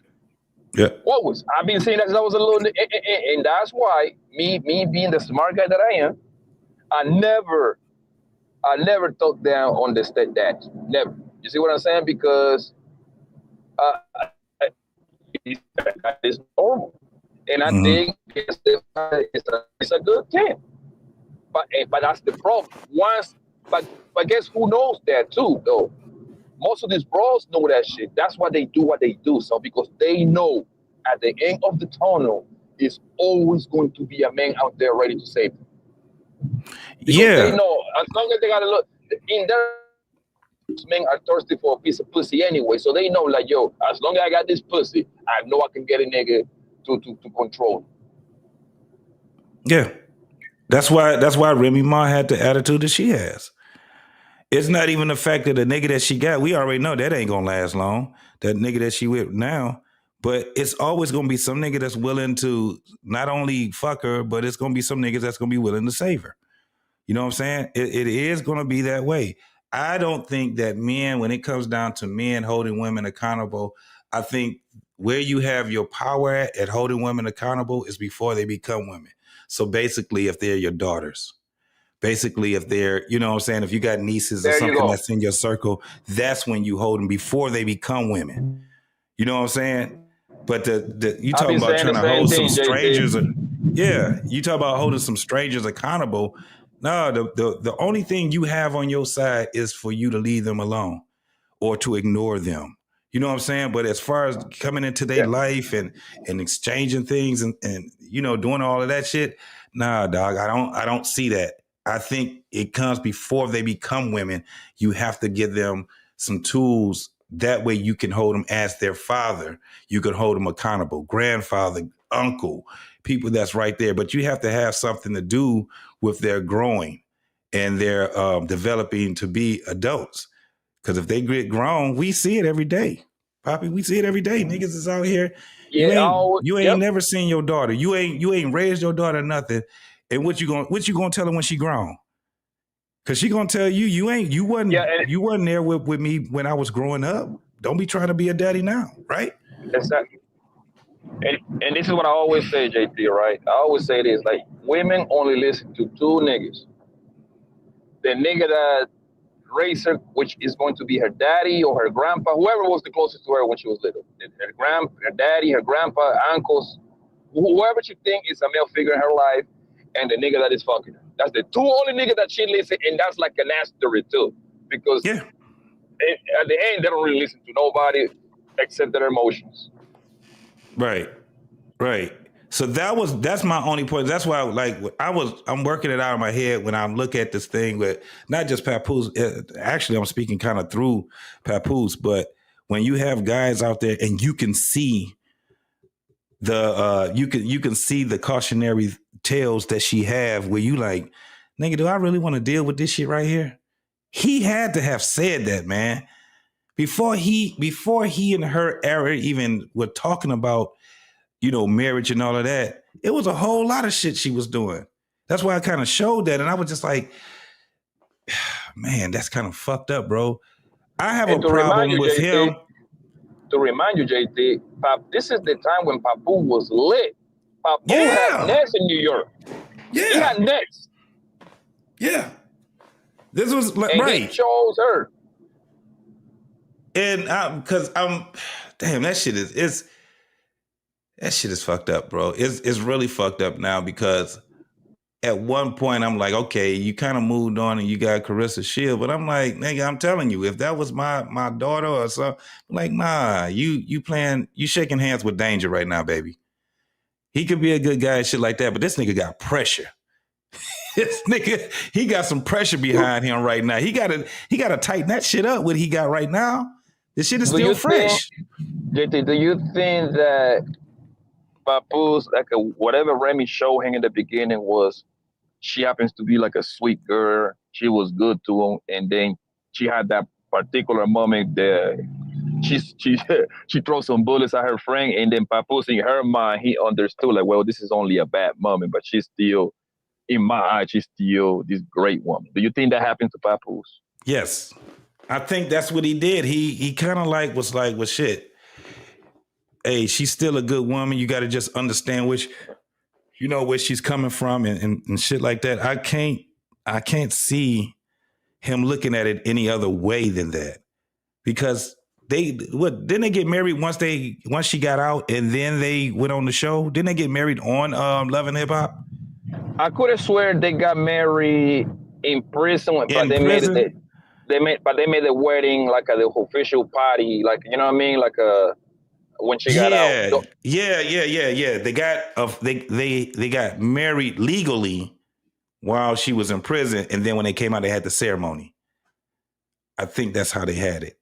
They made it official with the people and stuff, because I kind of showed a little bit of that, but I'm pretty sure you could tell by how the cameras and the lighting is. That was Love and Hip Hop that she was on. Yeah, but most definitely, my girl, Lady Navoa just dropped $2 on the brother.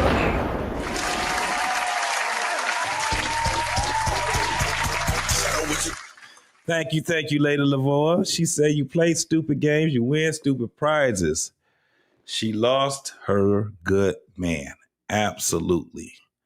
Well, let me ask you this question, Poppy. Do you think that he can give Clarissa Shield the same thing that he gave Remy Ma? Yes. Or even better? Yeah.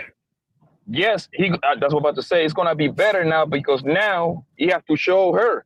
he has to show Remy what she lost. He got to go out and beyond now. Yeah. That's like a payback. It's kind of like, JT, let's say like you playing for the Detroit Lions and they release you. Mm-hmm. And the Chicago Bears pick you up. And you're in the same division. When you play, then you gotta go out and beyond to let them know they made a mistake. Yeah. I would go all out with her. That's the thing that I'm looking at it as, as if Clarissa Shield was my daughter. Like it's just and then I'm looking at it also as the probabilities, right?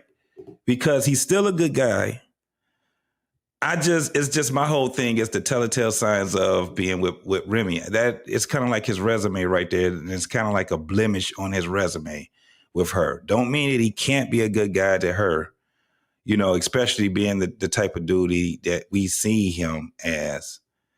We don't see him doing any fucked up shit. But man, that shit is pressure, bro. Coming out of that right there, it's kind of like, and I'm still going. I'm still, how I'm not sold on it yet, but that's just where I'm thinking at right now. That's where I'm thinking at right now. And it's not like Clarissa Shields is going to be like this woman that ain't going to be, you know what I'm saying? Arguing or whatever it is that they do in relationships is, I guess it'll be how she handles it also. But when you talking about someone that's 17 years, I don't know. It might work. I like how she writing for him. I like that. Yeah, and then there's another thing where she's not trying to get in the middle of it, right? She'll say some slight shit because old girl, she put it. But I wouldn't want. That's my whole thing is that I don't want my lady to be involved in none of that shit. I try to keep her away from that shit right there. But Remy Ma, man, you don't know how she's gonna crash out either. It's just pressure. My whole thing would be, and you can't tell a man that he gotta put his life on hold until he get other shit resolved. That's not gonna work for me either. You know what I'm saying? Especially at, 47 years old. You know what I'm saying? She's in love, JT. Is in love with that nigga. Yeah, you could tell how you could tell how she look at him. You know what I'm saying? Mm-hmm. It's kind of like, and then, the whole thing of being chivalrous towards her and all these different things, man. And you like saw the Breakfast Club interview? She was, she was glazing that nigga. She was like, yo, he put me, in the few months I've been with him, he put me to big bags. He taught me so much. Oh my God. Now he's the man. He's the manager now. Mm-hmm. So, hey, so right now it's good, man. She was like, yeah, I want him to be the father of my kids. I'm like, oh, yeah, hey, man, when a girl talk like that, man, you ain't there. Yeah. And then, so that's why I said I'm looking at it and probabilities, right? So there's like a lot of people's like, he just like to put you in. I'm like, she's a boxer. What the fuck are you talking about? I mean, what else you want from her? She tries to be as feminine as she possibly can. Because even, she had a boyfriend she had before.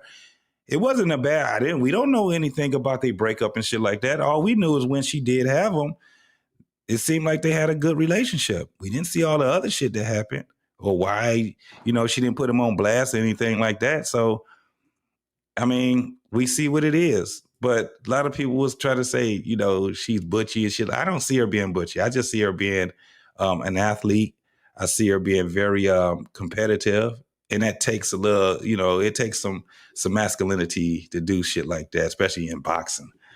Me personally, I ain't really big on, dating no boxers or even basketball players, shit like that. But it is what it is, to each his own. Well, man, he got somebody, and as far as I see, she a cool chick, man. Everybody's riding for her. A lot of people rooting for her here in Michigan. You know what I'm saying? Always been rooting for her. She from Fling anyway. She from around the York area. Yeah, she 30 minutes. 30 minutes away from me. So, and they ride for her over this way. The thing is, the thing is, man, listen, every athlete, no, I'm not going to say everything. There is nothing 100%. Most athlete women going to look like that, bro. They're going to have a lot of muscle.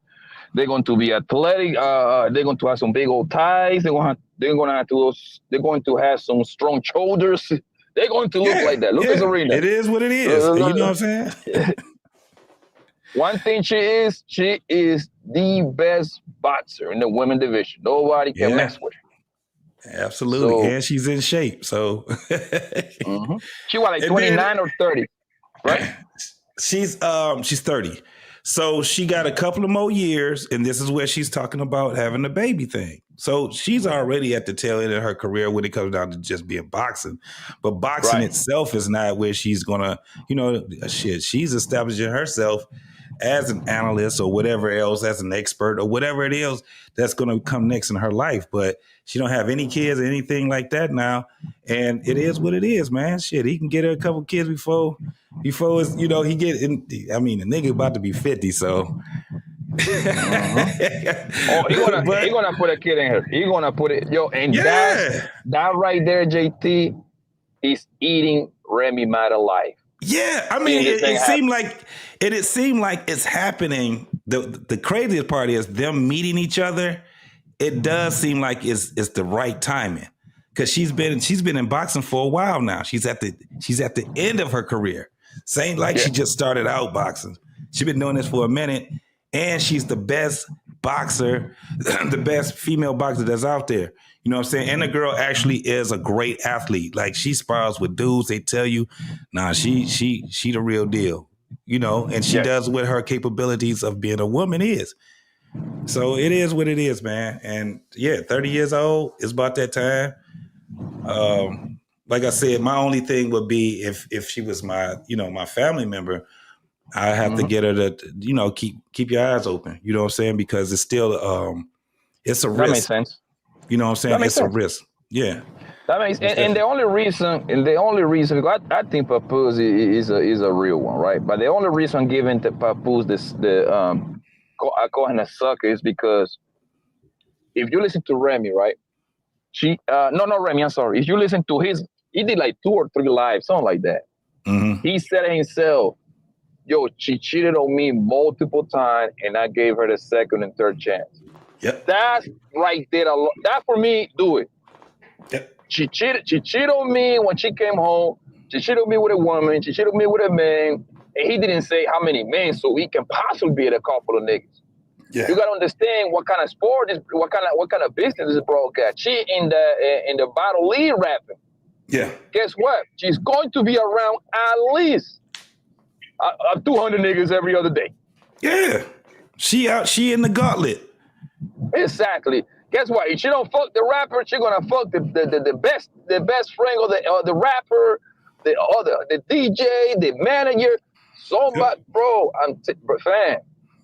And so that means this bro probably shit on that man a few times, and you stay like anybody can get shit on, bro. Like I've never been shit on in my life, as far as I know, but like it can happen. That's the point. It can happen. I'll be there. I ain't gonna lie to you. My pride and ego is too big for that, bro. I can't do it, bro. I just let her go. That's why, like, even when you said that when he said she cheated on him, I've been like, damn, you should have I just wouldn't have responded, dog. At the end of the day, I let her ass do all the fucking, squirming and saying whatever it is she got to say. You know what I'm saying? You know what I think? You know what I think? Why he responded? Because she mentioned her kid. Not her kid, Papoose kid, and she. I think Papoose kid is like a rainbow kid. You got a rainbow kid, so she threw that in there. So at that point, you ain't got. So at that point, what Papoose is doing is damage control. You got to do damage control, bro. So you don't got no choice but to do the damage control. Yeah, I mean, he responded. It happened. I would have never said that she cheated on me. I would have never said she cheated. I would have never put anything out there. I probably would have just kept it, at a minimum. But I mean, it happened. But then that's where it gets to the point where you're like, yeah, that's some sucker shit right there, homie. You've been knowing this. You've been knowing how this broad been for a very long time, but you stayed right there. And then she led you to the end of y'all relationship. And then he sit over there and explain how she got an apartment around the corner. Yeah. And I'm like, damn, bad, my niggas. Because that's why I gave him the whole sucker title. I'm like, yo, I'm not giving him a sucker title because the bitch shit on him. That can happen to anyone, bro. Anybody. Yeah, anybody. But when you actually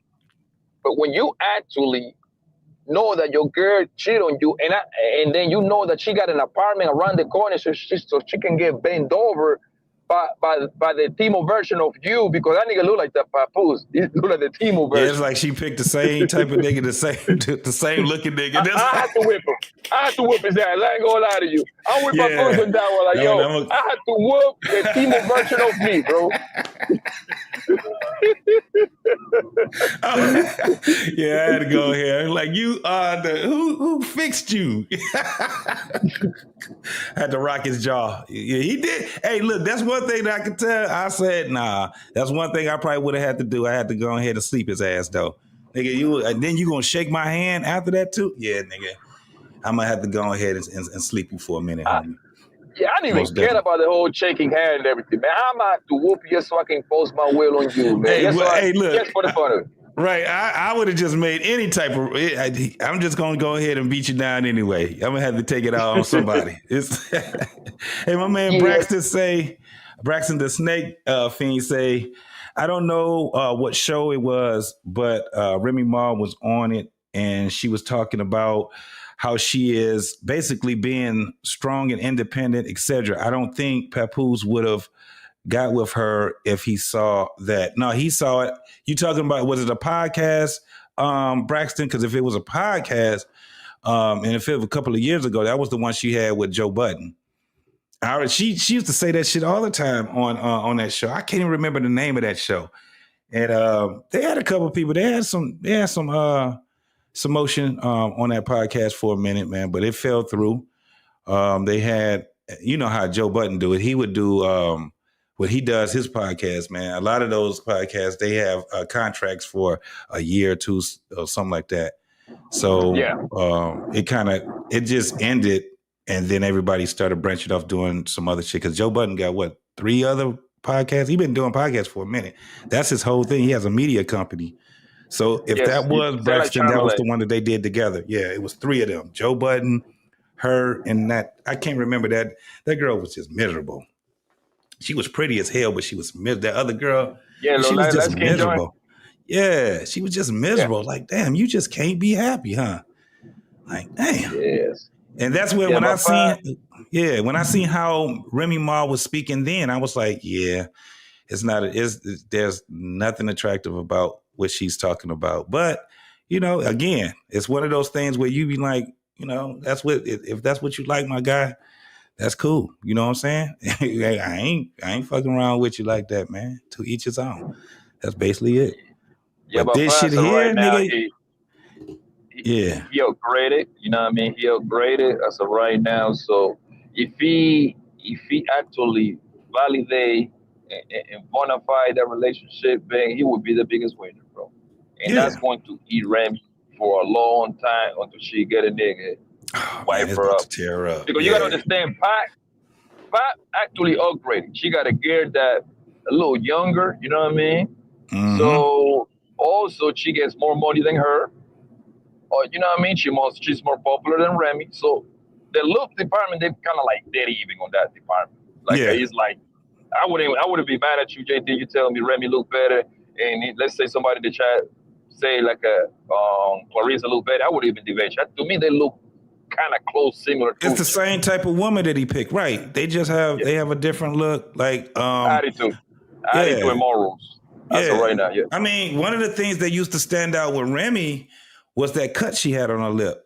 So even though I think she had tried to get a procedure done to, you know what I'm saying, because it used to be like keloid on her lip. Now it's not, but you still can kind of see it. And then on top of the makeup and shit like that. But she used that was the thing that I didn't like about when I seen her, you know, earlier, because she had that big old keloid cut on her lip. And you can see it a little bit if you look at it. You can see it a little bit on there, but it was out there, most definitely. But what'd you say, Braxton? I said Izzy's stream. She's a good, successful rapper. Oh, he said that on Izzy's stream. Okay, which I learned Papoose wrote her songs. A businesswoman, but as far as a relationship, shaking my head. I mean, she been in the business for a minute. You got to remember, she was with, you know, my man Joe and the Terror Squad.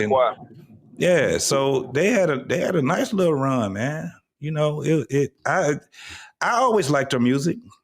I thought that she was a dope rapper. I think, you know, she had a nice little flow or whatever. I ain't never had no problem with that.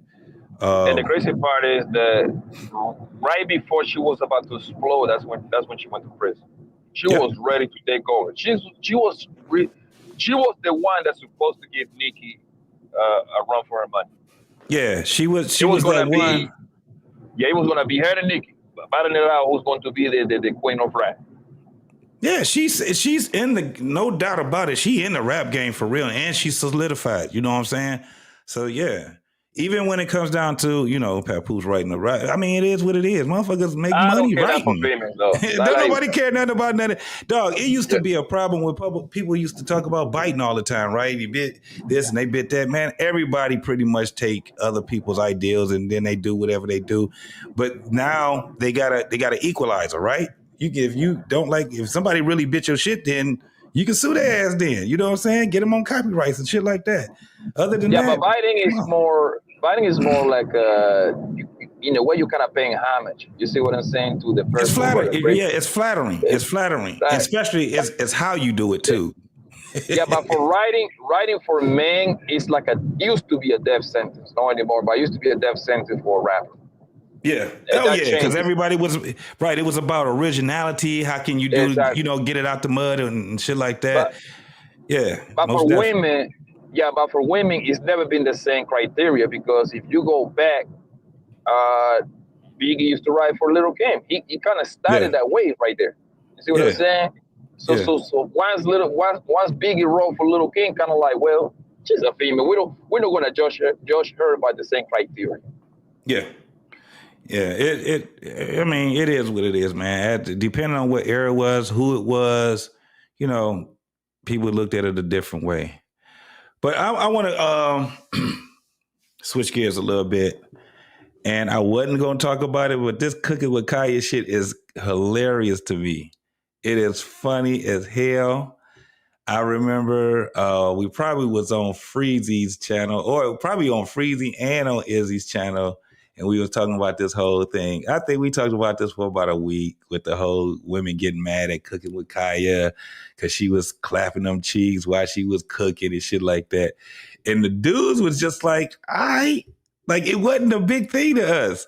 And the narrative was, Poppy, was that they were saying that we was going crazy over it. Wasn't no niggas going crazy over it.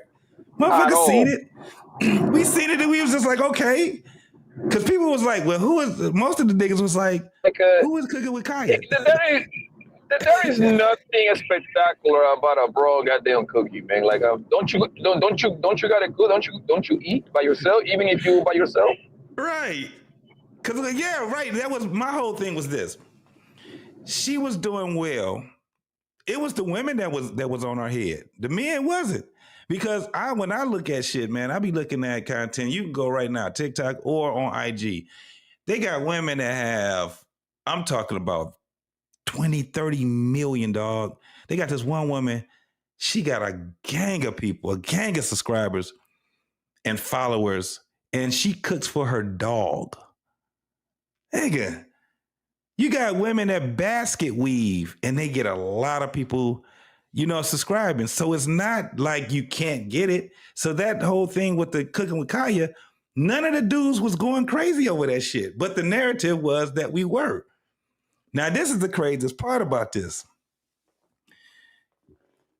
So Kai Cenat, you heard about what he got now? He has this university. The Spring University. Yeah. So is it that he's teaching people how to get a lot of money doing streaming and shit? What is the university about? Do you know? It's a new business model that the young boy is starting, which is going to kind of like it's kind of like a big old course in a way, right? Like he's gonna teach what to do, what not to do. So what he's doing is he invited a bunch of big time streamers because he gonna use those names to bring attention to the business model, because I do believe that this is gonna be the catalog to actually for him to start his new streaming service. I see him coming out with his own streaming service in the next 3 years, because that young boy, that dude out cold, bro. He out getting cold. Money. Yeah, I'm like, what made me. This is the craziest thing. What made me actually know who he was that I just started seeing. I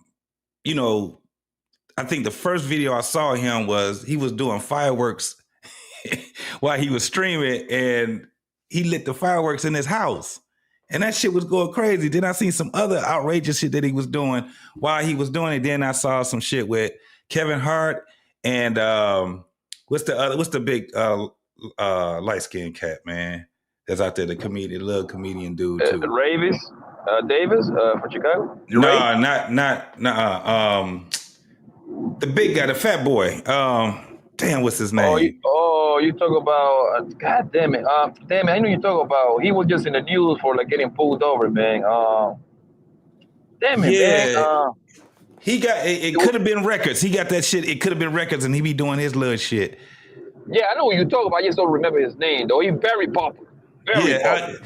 So he had them at the crib, and they was there all weekend. He was doing a marathon, right? He was just streaming for like 72 hours or some shit like that, man. And so that's what made me find out who he was. And then I looked him up and I said, oh, dog, he just flipped the game upside on his head. This dude is out cold. Ain't nobody doing what he doing. Yo, he's a monster, bro. He a monster. Do you know that Netflix offered the young boy $80 million? Yeah. And he said nope. Yeah. He said, I'm not. Nah. I got some other plan. So he has this university, and then he got dorms. This shit was wild because you get to see the clips, but I'm just watching clips, and I said he got dorms. I'm like, what the fuck is he doing? He literally has a streaming university. Like the shit is actually. I'm like, damn, this shit is kind of dope. How he's doing it. Yeah, Netflix, he's like, nah, y'all ain't about to get me. That was for the weekend, Jay. That event was for the weekend. So like I said, that's like a new business model for him. He just literally started whenever this happened. Yeah, he just does a lot of shit where it's like, it's funny. I was just watching somebody. It was one of the streamers is over here on this side. I can't remember who it was. And this nigga was on their in their chat. I think it was Jay Prince, right? Jay Prince, he went live, right? And I seen old boy, he said, hey, this is Sanat. He was like, how you doing? Jay Prince didn't say shit. And I'm looking at it and I'm like, that's actually him. If you see his icon, he has the bald head and all that shit. And he does that. He goes on people's streams and he helps to boost them, but he just comes on there and he boosts their shit. He was on Jay Prince's shit. Jay Prince ignored him. Then he left, right? You know my boy Rob, right? Big Back for Life. He was with What We Know podcast. Remember we was partnering. You know who Rob is, right? Oh shit, are you ain't on there? Okay, so anyway, my boy Rob, he told me. Rob was like, hey man, Sanat. He was like, you know who that is? He said, man, my man just boosted my whole fucking stream, bro. He said he came on there and I don't know what Rob did, but my boy Rob doing very well now. And Sanat follows him. So I'm like, God damn, this little nigga's doing his thing. So, you back, Poppy? Yeah. Can you hear me? Cut out. Yeah, you had cut out for a minute. Yeah. You remember my boy Rob, don't you? Yeah, we used to talk about sport a lot. I know you said what you talk about. Yeah. Now he do Big Back for Life. That's him doing it. So he was talking about Hassanat, and that's why I was saying that with Jay Prince ignored him. I wanted to tell him, nigga, that was the actual one. He was gonna boost your shit up because he does that. He did that with Rob, and he got a lot of Rob got a shitload of damn followers, bro, because of that. And he follows you for the you know what I'm saying, for the duration. So the little boy doing his thing, man. Yeah, he does that a lot. Rob told me that he did it, and I was like, damn. Then you look at Rob shit now. Like if you look at Rob on IG, go to Big Back for Life. Rob is it, man. This nigga just he rocking with the ass now. He do the food critic shit and all that shit. Yeah, that boy, he like that streaming shit. Because I believe that Kai, he understand that he need to capitalize right now, right? Because this strange shit, this fan shit is not gonna last forever. So what he doing right now, and you can see it coming. Mm-hmm. He trying to boss up. He gonna stop being in the front. I think him being in the front is gonna have a limit. Like for most likely, you're gonna see that man in the front in the next 3 years. So he wanna go from the front to be the boss now. And the first move is the whole streaming university thing. Yep. The second move, I promise you, he's gonna come up with a streaming service. Yeah. I promise you. It's I think so. Absolutely. So let's look at this here with the Cooking with Kaya thing, her and her goofy ass boyfriend. And what happened was she was at a party. Some dude was smacking on her ass while she was dancing. Her boyfriend was on a live with her. He seen it, and his ass was crashing out. And evidently, then after that, eventually, I guess they broke up and shit like that. Some young nigga shit, but I wanted to put this up here. The video that I'm gonna show is my boy MTR, Media Tutorial and Reviews, and he kind of summed it up. So let's go ahead and watch this right here. It is actually crazy to go back in time and look at some of the content that I have created, some of the predictions that I have laid out, just to see how accurate that good old MTR was, all right? Now, you guys remember Cooking with Kaya, all right? Cooking with Kaya went viral like 5 or 6 months ago. Well, he did content on her at that time, but she was going viral because essentially she had found a perfect storm of a niche that just blew up over the internet, right? She would combine demonstrating components of her sexuality via twerking, would combine that with cooking while also saying that she was going to steal your man. Right. So she would gain this cohort, this audience of men, some of which were simps, some of which were just appreciative that a modern woman today was demonstrating her cooking skills and her ability. But at the same time, she gained a cohort of women that absolutely hated her. You combine those two things together and it just went crazy all over the internet. Again, I did content in regards to her. And what did I say? I said, from a media perspective, genius. Now, if I was her father, I would be completely and utterly embarrassed. All right. Also within my content, I called out that judging from what I see, I can tell that she has some 304 for the streets behavior, right? She's got that capability, not counting the cooking, because I bang with all the cooking, but between the things that she was wearing, the piercings that she would have, how it is that she was twerking, right? She's leveraging sexuality in order to become famous. Now, what if I told you that, again, Cooking with Kaya, who is a part of Kai Cenat Streaming University, has recently been outed for cheating on her boyfriend? Let's watch. All right, y'all. So basically, we for the people who don't know, we went to we had a party, like we all went to like the club. Basically, I was dancing with the girls. Supposedly, he touched me, and I had no idea. Like, he touched me without me even seeing. So I was unaware of that until the chat started saying like his name, and I didn't know who he was at first, but he did just come up to me. He apologized if he did do it. Which I'm not denying that he did because I seen like a clip or whatever, but he apologized for it. No, y'all, don't not start saying assault. Don't start saying that, y'all. Don't say that. Don't say that. But he did apologize. Is she in a? Is that look like an actual college dorm room that she's in? That shit's crazy. Yeah, possibly. Yeah, they can. I mean, I don't know. Maybe it's like they rent out the whole floors of hotels. Yeah. Maybe the Holiday Inn, maybe the Marriott. You don't know that's not the Marriott. I know that for sure. That shit look like that's a wall locker she got. She got a little desk right there. That shit look like I'm gonna look at it a little more. I'm gonna check out and see what he doing. But that shit it's kind of wild how he's doing this thing, man. He getting bread too. Yo, but the crazy part is I didn't know that she was putting whipped cream in her mouth like that. I never bothered to even look at this women stuff like that. Most dudes wasn't. Yeah, the only reason I even came across this stuff because I remember my guy Fatty. Shout out to my guy Fatty. He reacted to one of the videos when she did the stream with DDG, and I'm pretty sure you want to touch on it. I don't know if you are. Mm-hmm. Probably so. Most definitely. All right, go ahead. Yep. I don't want to. I don't want to spoil. He wants to apologize He wants to apologize to my chat for that because, yeah, like I said, he said he was drunk. I didn't know that he was like I said, I was with girls. I was with a group of girls. I was streaming the whole time. I was with a group of girls. So supposedly when he did that, he said he was like drunk or whatever. But like I said, he apologized. That's the end of it. So this was her initial statement after she got caught cheating. And we're going to go over the guy who did the slappings apology video, as well as go through the content of the slap actually occurring. But the boyfriend was in a hotel in the general vicinity of where this party was happening. But again, he wasn't invited because he's not a part of the streaming university. But it is her story here today that she got slapped multiple times on her cheeks and didn't know that it was occurring. I don't know about you guys, but I think that her lies.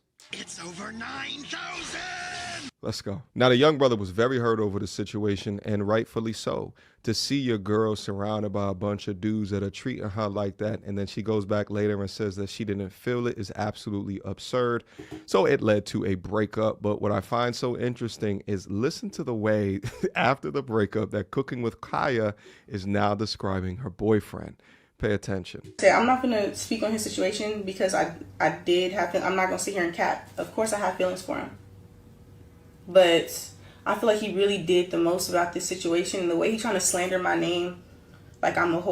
First of all, if I was one, that would be embarrassing for you. Like, why would you stay with a whore?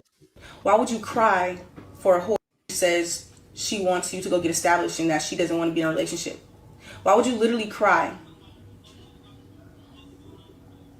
Okay, like y'all. This is what they do. They will emasculate you at a moment's notice. And sometimes it's an ego thing. They want other people to know that you cried in front of them. It goes to what we were just saying, Poppy, earlier. When the shit goes down, you little dick, you gay,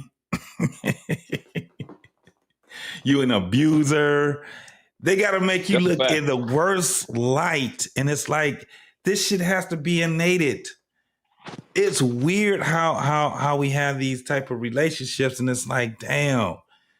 And the thing is that the dude that she's with, a lot of these cats, man, they just. He's a streamer too. JT, he's a streamer, right? Check this out. He actually has been streaming more before her. So what that tells me is that he put her on to this. He put her on to do the streaming stuff. And I always tell guys like, yo, when it comes to this social media stuff, right? A woman will surpass you because as long as the women look attractive enough and got a nice little shape, that right there alone, that's 70% of the work. They don't even have to say nothing after that. Us guys, we gotta entertain, we gotta be smart, we gotta know numbers, we gotta, you see what I'm saying? We gotta do all the tricks, my nigga. Gotta have a specialty. Exactly. A woman, if she looks good, and jump on this panel and say, yo, I'm gonna put it to you like this, JT. If you have a good looking woman as a host right now, right? All she has to say yes or no. She don't have to say nothing else. I promise you, it will be a bunch of people over here saying, "Oh my God, she's so smart. I can see the brightness in her brain." I mean, I don't hate it, but that's the facts, bro. That's like I like looking at pretty women. We all do. She could say something and repeat what I said. They be like, "Oh my God, she's speaking facts." And this how, yo, if people don't believe what I'm saying, yo, I remember that happened like last year. Are you familiar with that girl, Sister Goddess? Yes. Yeah. Okay. Yep. Somebody told me, yo, go check out Sister Goddess, her intro. Her old intro is, when she want to start the show is, you know that she's a good looking woman, right? Yeah. So her whole intro is she pull out her leg and then slowly she starts sitting down on her chair in a very sensual way, very excited. She understands that says so. She's a good looking woman. To remind you, the people say she used to be a stripper, allegedly, right? That's what they say. As a matter of fact, she said that herself. Yeah, she said that herself. Yeah. Yeah. So it's not allegedly, it's the fact. So yo, and I remember somebody went I think they clipped it. Somebody clipped it, right? And yo, you can see the super chats flying, my nigga. $50, $100. Oh my God, you are such a queen. Oh, you are so smart. I'm like, nigga, you haven't said nothing. What you mean she's smart? Right, super chats, my lovely, That's and what- all that of this lets you shit. know. And, yeah, That lets Yeah. you know right there, bro. Like if she happens to look better than a sis, my nigga, a lot of these guys gonna go, bro. And hell, even women like looking at pretty women. That's the greatest.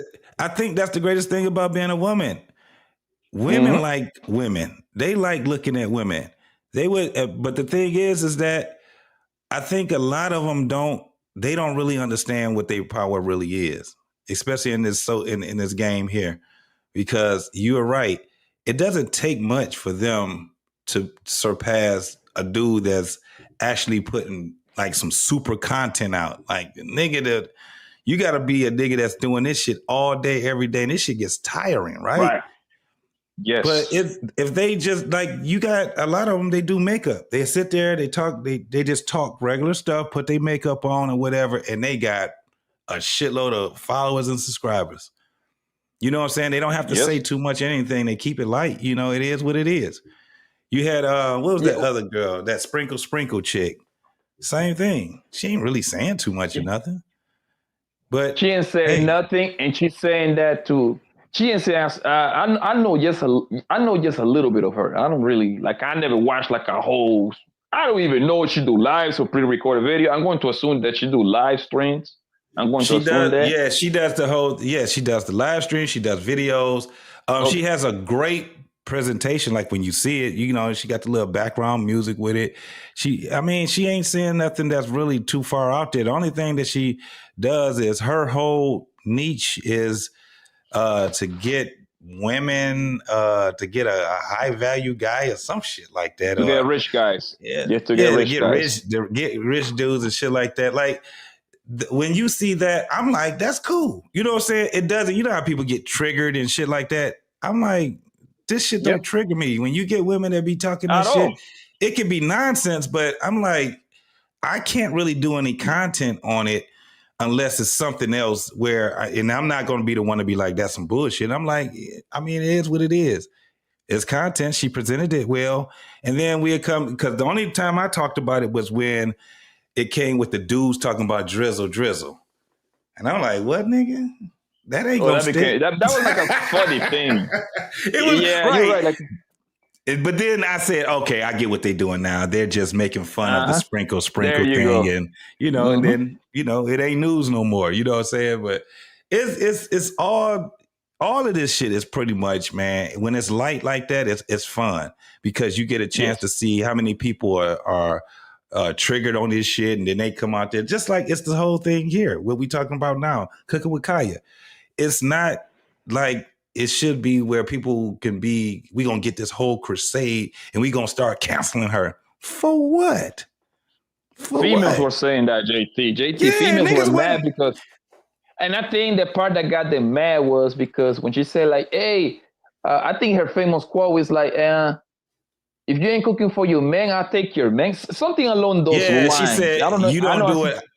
She said, "I do it," and then she has do the whole thing with the whipped cream. She has sprayed the whipped cream in her mouth after she said, and do a little booty clap or some shit like that. And most of the dudes were saying, "Who is she?" A lot of niggas didn't even know who she was. All the women did, but they were saying that the niggas was the ones that was going crazy over her. And then when you like, what niggas? What niggas was going crazy? Because even the young niggas was just like, I mean, it's cool. But that's why Sanat is like, okay, let's get this bread. And he contacted her, and it's about that money. Now he got all these content creators, but let's keep going because it's going to be this thing because it's about to show this dude that supposedly had clapped her on her ass and was spanking on her ass, supposed to be apologizing. And watch how this apology let me say something about go. that. Go ahead. I go after. No, go ahead. That show the man. Because I say something after him. All right. Right? That's how much that I mattered within his life, is that he cried over me. And instead of showing this man respect, who is deeply hurt at her actions, she's shifting blame, shifting accountability, while also trying to emasculate him in front of literally millions and millions of people. It's a cold world. I've never seen a man cry like that. And I'm not, men can cry. But it just got to the point where it's like, dang, like every time I tell you anything like that, like you should take, like that should be a good thing. I just want you to be established. That's all I want. Now, for any of the MTRs out there, you guys really wonder why men hold back their tears, hold back their emotions? Exhibit A. So not only does he have to get over the fact that in front of streamers or other men that are a lot more established, make a lot more money, and she wasn't able to behave, not only does he have to get over that public embarrassment in front of literally millions of people, but now he has to get over the fact that she is now emasculating him in front of those same millions of people. But notice how she's also saying things about get more established. All my young G's out there that are forming their path within life earlier on, and you want to deal with women like this that get attention like this for their sexuality, displaying it like a badge of honor, you're absolutely insane. Why do y'all think so often I go over their digital footprint? You think I just do that for shits and giggles? No, it matters. These chicks out here with these crazy egos, these modern day women are ruthless out here, baby. Don't say, hey, Uncle MTR didn't warn you. Not only is she saying that the young brother was crying, but that he was crying excessively. Oh, shut up. But that's what the mistake of somebody with these young men do. And shout out to Travis Hunter. He's going through the same thing. You're establishing their value with what they look like or how supple and viscous innards are or how that ass moves in that sundress. It's absolutely insane. Stephen Dupree says, remember, fellas, she's never your girl. It's just your turn. Sineb says, she said my dog gotta be established at 20 years old. When her name blew up, I know heavy hitters with the Munyon was in her DMs. She folded. What's also interesting about this, if you go look on the TikToks right now, no women are defending her. Well, and that makes sense, right? Because she told all of the women before that she could take their man, right? Yeah, so all you have on TikTok is a whole bunch of dudes upset. And it's like crazy, too. Like, when Uncle FDR was telling y'all not to be upset, just to look, do not like, do not comment, and keep proceeding on. Y'all think that I'm crazy, huh? How does it feel now that your damn fantasy has been popped? Now let's go over the actual video of what happened. Now you're gonna see in the top left of the screen here, that's actually her ex-boyfriend that's currently watching the content. You'll see over here, there's a whole bunch of people that's down up in here. Cooking with Kaya is over here. It's getting ready to scroll over here in a second so you can see her. Right, here she goes. There's a whole bunch of, there she goes right there, right? You'll see that she's dancing on people right here. And then you're going to see here in a couple of seconds, some of the guys, there she goes. She's twerking, she's having a good. There it is right there. And your boyfriend is, look, she don't care shit about you, nigga. He about to crash out. Oh, go ahead. This was so sad, bro. This was so sad. Go ahead, play the video. I don't want to spoil it. Jeez. Good time. She's doing her. I hate cameras, man. That's in real time. You can see. Oh man, he put his hand over his mouth like. Thing. There goes the boyfriend. That's just like yo. I shouldn't be laughing, man, but damn, nigga, they don't care. These girls are running circles around these young dudes, bro. Come on, man. You gotta fight back. I cannot believe that this is what she's doing as I'm 6 minutes away from her in the hotel. He's upset, right? And he's doing this up on stream, by the way. Now he want to throw up. He's bent over, guys and girls, whole bunch of people at this specific junction. Now she knows, look at all them cameras. We got iPhones over here. We got Samsungs over there. And immediately after that, the young brother took to Twitter. His name is Zane Baran. F Streaming University. I just lost my ball. Damn, I'm in a hotel waiting for my B. and she at the club 6 minutes away from me getting her butt slapped live in front of 50,000 people. This is that laughing emoji that you only utilize when you're actually hurt in the situation. Clout, dangerous drug. Never trust no. Oh, the young brother done reached his RP moment. Taking that to the chick. Good run. Zabron is back, baby. Hey, listen. You also need to go get a gym. I see in the gym is also my young scholar. We do squats on Mondays. See you there. Now, after the internet went ablaze, Cooking with Kaya tried to get one of the people, one of the men, to apologize. Let's listen. What's up, y'all? Cooking with Kaya. I ain't gonna lie, I don't drink. I ain't kind of drunk. We just talk like adults. This mic is unmuted. There you go. You good? All right. What are we talking about? We talked about the situation that y'all was talking about him smacking my ass in the club or whatever, which I was unaware of it until y'all brought it up in the chat. And he just came and he said if he did, he apologized. There was nothing new for it, and yeah. Right, no. And what did you say when I told you that? You said.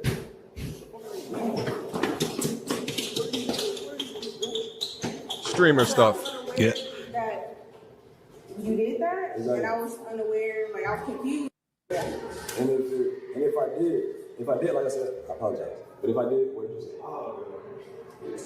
What did you just tell me? What? You said if I did, what did you say? It wasn't a problem, even though like it wasn't. She getting nervous. You got what you got going on. I got what I got going on. Everybody in the club.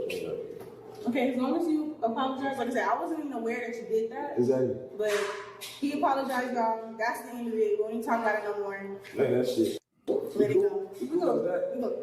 It's exactly how men become. Yeah, you got to move on, young dude. This is crazy, bro. She and right here, bro. JT, this is what's going on right here, right? That's the nigga that's supposed to be smacking her booty at the club, right? Yeah. Okay.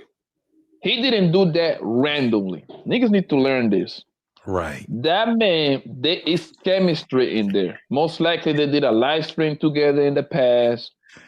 Most likely they bonded in the whole streaming university for the past, because this was like a 4 or 5 day event right here, right? Mm-hmm. Mm-hmm. So the club part is to close it out. So that means this man right here, this young boy right here, I think they're only like in their mid-20s, I believe. They're like 24, 25, something like that. They're around that age, right? Good. Mm-hmm. That means he know that he can she gave this nigga the look. You see what I'm saying? You know the look when they're throwing you the pussy, right? Yep. So at the club, you got a couple of Hennessy chats that in your system. You know what I mean? Hey, she start twerking because you know when a bitch wanna twerk on you, she gonna do it real close to you. Mm-hmm. She knows. You see what I'm saying? She know that it was him that slapped her ass, bro. And she violated her boyfriend. You know how she violated her boyfriend? She could have easily. She got enough clout to be like, hey man, I came here with my man, bro. If you want me in your event, Kai, hey, I gotta bring my man over here, plus one. This is the club anyway. Yep. Absolutely. Absolutely. But that boy is such a sucker that he actually came there to stay at the hotel. He like the baggage claim kid.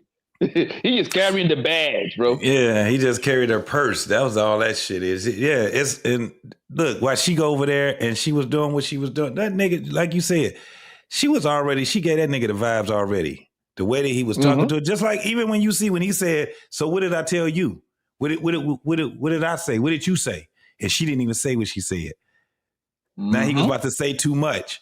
The thing is that she made herself look even worse, because what she did was she told the dude, look, my boyfriend tripping. He about to crash out. I just need you to come over here. We're going to do a video telling him that, you apologize. If you notice, the nigga said, if I did. What? That ain't no apology. Them niggas don't care. And frankly, she don't either. That's why I say when I be looking at the young dudes, I just be like, damn. You're gonna have to get into the, you know what I'm saying? You got to get more money, Like they were saying, you gotta get in the gym. You gotta do all of that shit now, because you in competition. How do you think this shit was gonna go? How did you think this was gonna go? There's a whole bunch of and these niggas got money. This ain't no young ass broke niggas in high school type shit. These niggas are top streamers, dog.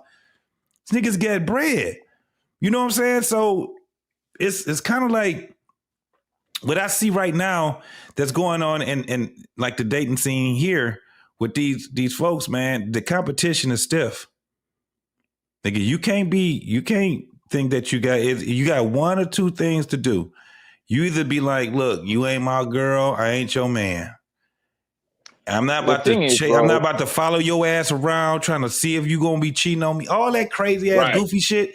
I'm not about to do that shit. You either do it or you don't. And at the end of the day, you gotta move on, man. These niggas getting ruined, bro. Yeah, you know what it is, JT? I'm gonna keep it 100 with you, bro. The new niggas is the new bitches, and this bitch is the new niggas, bro. That's what it is. They flipped it around. Look. Yo, first of all, my nigga, I'm the one who going to be in the club smacking bitches' asses, my nigga. Your ass gonna be at home. You see what I'm saying? That shit that's is wild. That's the role it's supposed to be. I could swear, my nigga, and I'm pretty sure you're going to agree with me on this one, bro. When you went out, your girl was at home texting you all night long. You got a little bitch over there.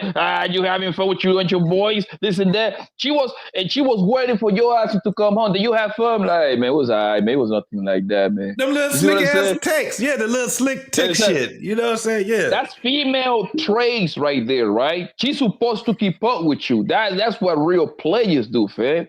Yo, how the fuck you at a motel 8? That's just, like watching these women live, bro. Like, what's wrong? Son, that right there, you right there lost. You lost right there. You lost right there. And then you videotape yourself, your reaction live, because I think he was live when he was doing it. Yeah, he was. Yeah. And then start crying about it. Fam, my nigga, listen, bro. Cooking with Kaya, bro, she is ready to be for the street. She wants to be out there.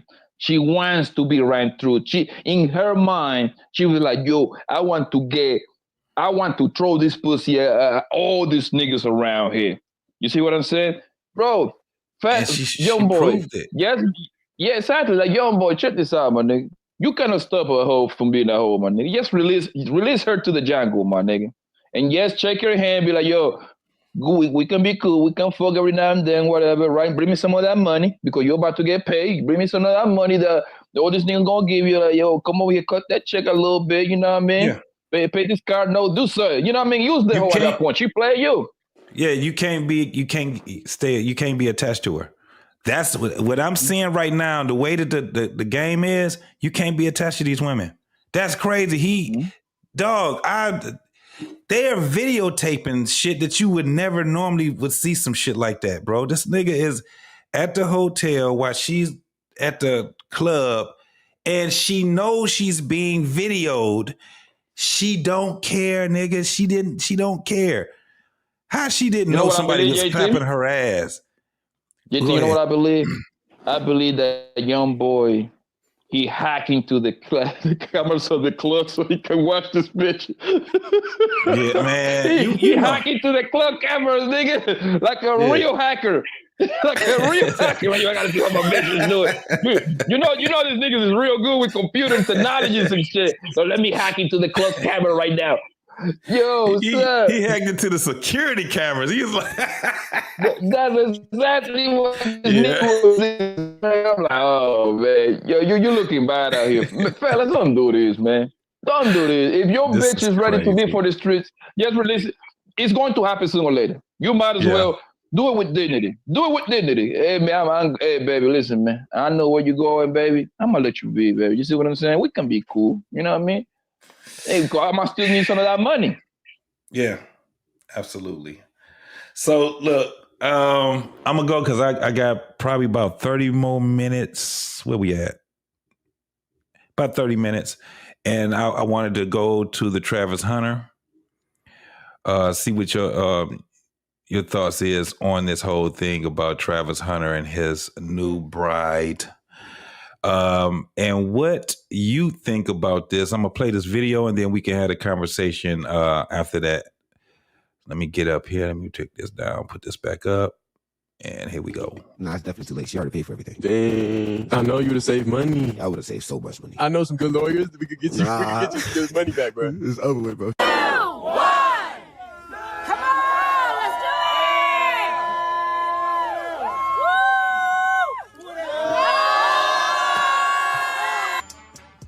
He needed a moment of silence. We made it. I didn't dump. I just didn't respond to him. He wasn't my type. So then I left him. I wasn't her type. I left him in my DMs. The story started, love story. Bro, it's crazy. It's kind of funny because now her brother's like my best friend. He seen her phone one day, and I texted her on Instagram. And he seen that text. He's like, you don't know who this is? Don't do your prenup for you. Don't be like this thick. And this is gonna be the cover of it. The little engine they could. He just ain't said I do yet, but he did. I've been said that. I think he got married on this and ain't told nobody. Nah, not yet. What's up, guys? It's your girl Riva, and I'm back again with another video. As you can see here, Travis Hunter has done it. Okay, Travis Hunter and his previous girlfriend, fiance Leanna Lene have tied the knot. And I don't know if it's just me. I don't know if maybe because I don't want to call nothing out on nobody. She could be a little bit bloated or whatever the case, but it looks like she might also have a baby in the oven. No one has noticed that Travis Hunter's wife, Leanna Lene, had a 4-month-old baby bump at their wedding. Okay, just from some of the video footage I've seen and some of the clips that I've seen. So I don't know if they're also going to reveal that she's also with child, whatever the case, but he has married her allegedly with no prenup. Okay, and on top of him marrying her allegedly with no prenup, he also bought her a very expensive car as a gift to say, baby, you are the prize. I know I'm the one that's on the field. I know I'm the one that's signing the contracts, but I just want to let you know that the prize is actually you. 2, 1. Come on, let's do it! Woo!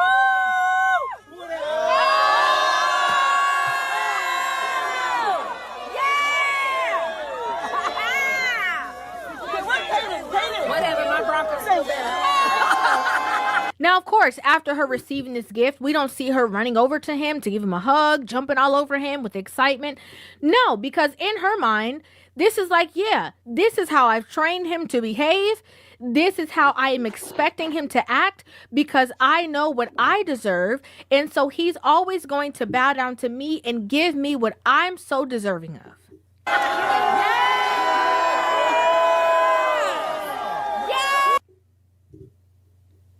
Can't say we didn't warn him. Okay? Can't say we didn't warn him. And before I even get more into this video, I want to start off by saying this. From my perspective, I believe that this is going to cause them to sink or swim. Because of all of the consistent backlash that she has received on the daily basis for being in a relationship with this man, for her past coming to the forefront, for all of these other things, for her, behavior that she's taken the shine away from him and not allowed him to be the focal point. This is going to cause her to make sure that she either stays in check, regulates herself, because she is now fighting a narrative that people have out there against her. So this gives her the opportunity to say, you know what? I'm never going to let these people be right. I'm going to make sure that I stay on my P's and my Q's because I'm going to make sure that all of these allegations that people had against me never comes to fruition. What you think about that so far, bro? And shout out to my girl Riva. Riva TV, if you get a chance, go over there, look at Riva TV. I think the girl has some great content that's over there also. I have to also give her that shout out now. Yeah. What do you think about that, what she's saying right now? Oh, yeah. Yeah, Riva girl, she's a good looking woman. Yo, I want to know how can someone, and maybe you can help me on this one, can tell this man doesn't have a prenup? You said how someone can tell that he doesn't have a prenup? Yeah, because last time I checked, that's no public records. And there is no clips of him saying that he doesn't have a prenup. So how can people tell that this man doesn't have a prenuptial agreement? Yeah, that the only way that they could, you have to have him to say it, because the prenup is not going to be. It's not going to be on public records. Like you would see the marriage license, right? The marriage license would be, that would, but not the prenup, not the conditions, the prenuptial conditions. You won't see that. That'll be, into the docs.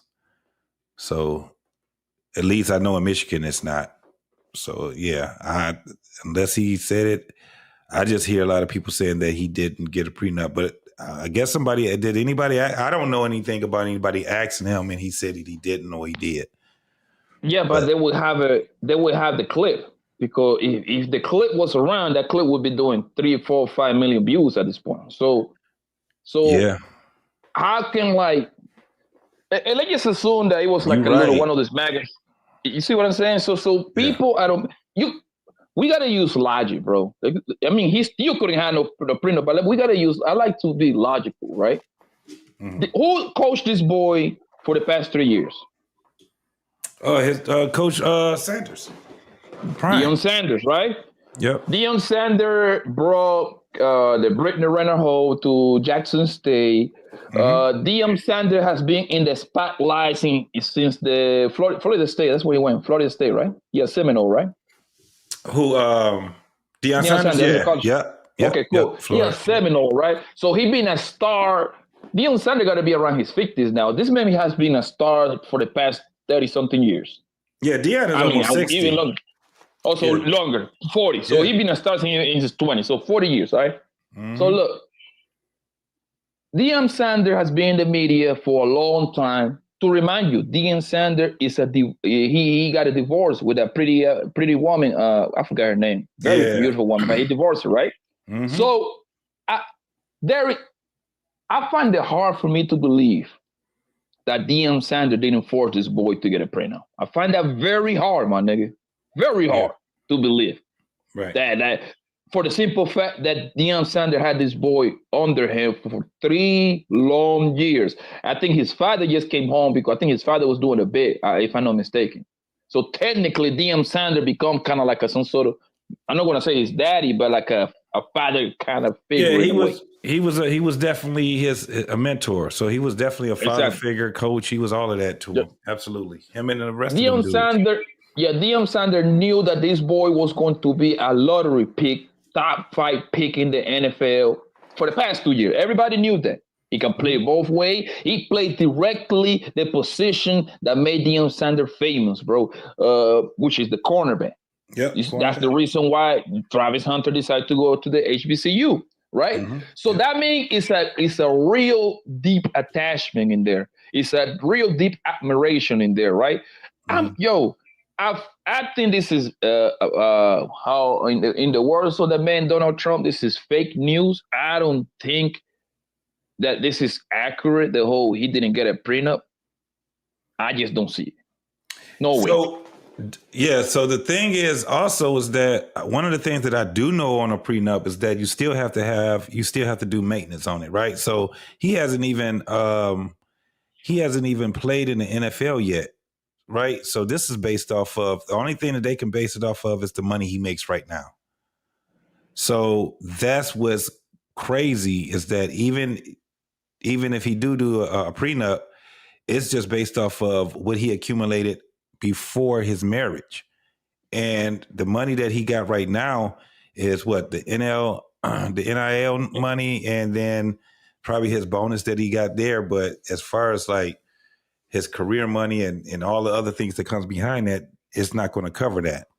So even with that, I still see that they still should have some type of prenup that's there because every year, you still needs to be doing, the updates and the maintenance that's on that deals with a prenup. That's why a lot of people, when they do initially get prenups and they don't do anything after that, once they get a divorce, this shit just be, it's like that shit is null and void in a lot of other cases in their marriage because they probably was married for too damn long and they never did any other maintenance on it. So it can ruin you too if you don't know what you're doing with a prenup.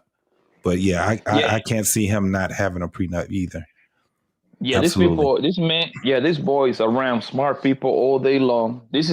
I think he's the number 2 pick on the draft, so he qualified for a contract around $45 million around that area for the first 5 years. Oh yeah, so yeah. Here's the thing, though. I should be like a prophet, bro. Back in last year, I say, if this girl is smart, by draft night she would be pregnant. Mm-hmm. She's smart.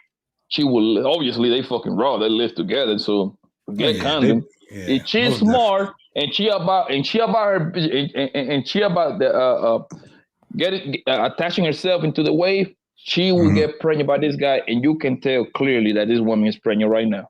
She about 3 months right there. That's a 3 or 4 month belly right there. So do you think Reva was saying that what she would think, and this is just her thoughts, is that what she think that would probably be the number one thing that the girl probably will say is, there's a lot of pressure on me, right? I got to fight against the odds. Most of the people are saying that it's just not going to work with us. They're talking about her being a brat. They're talking about how she's, she is, it's kind of like she's just, she's not thankful. She's not appreciative. She wants what she wants. And there's a lot of shit that's on here that she speaks like that, right?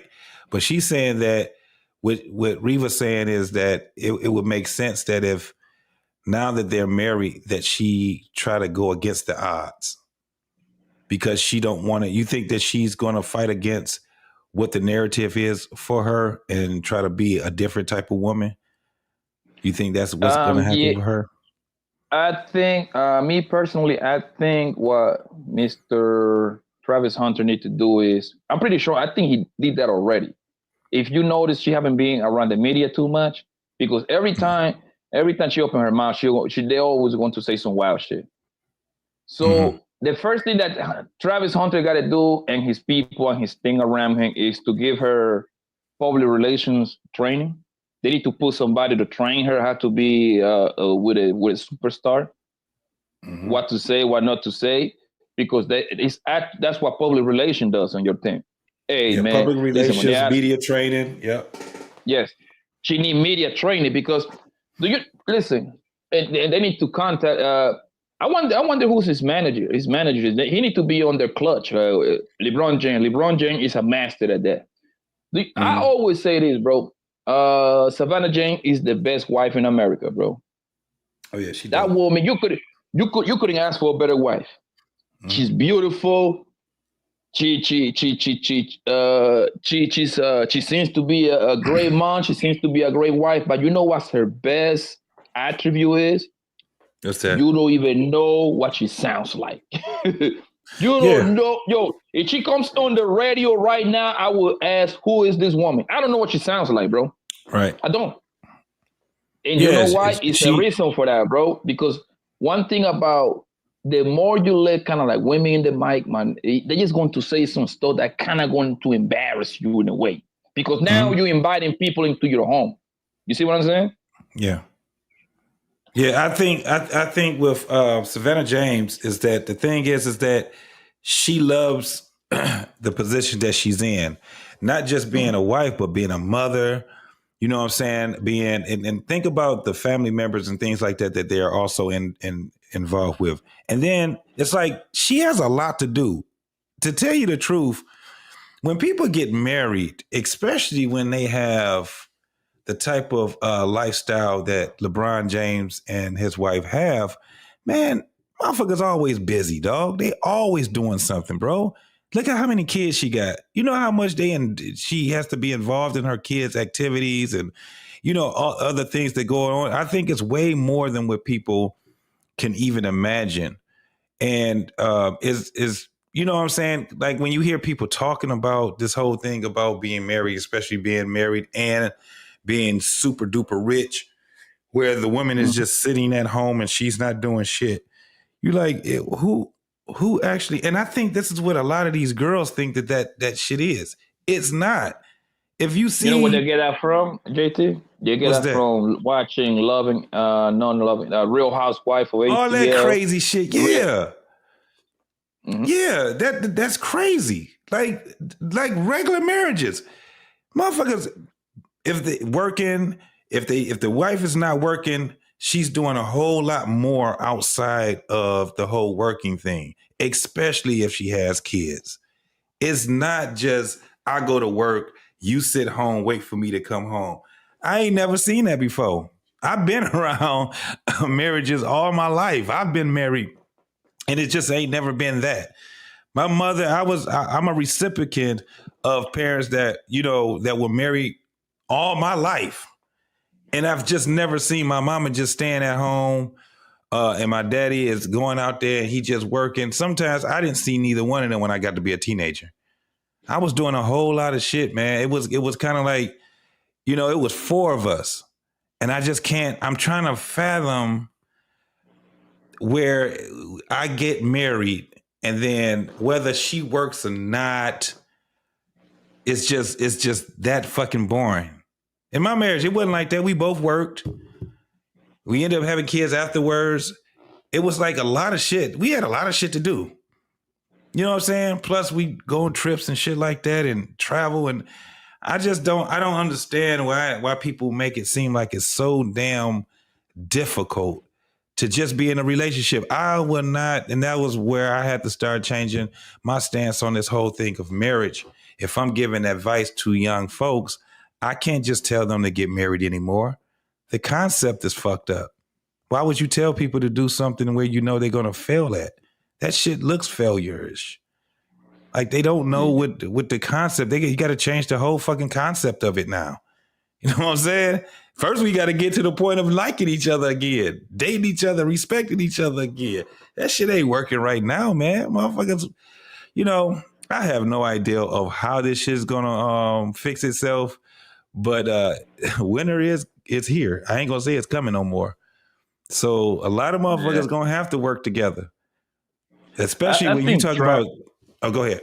Go ahead. When you talk about these young folks, man, these I'm talking about 20, just getting in your 20s. You know what I'm saying? That shit looks totally different than if you 30, right?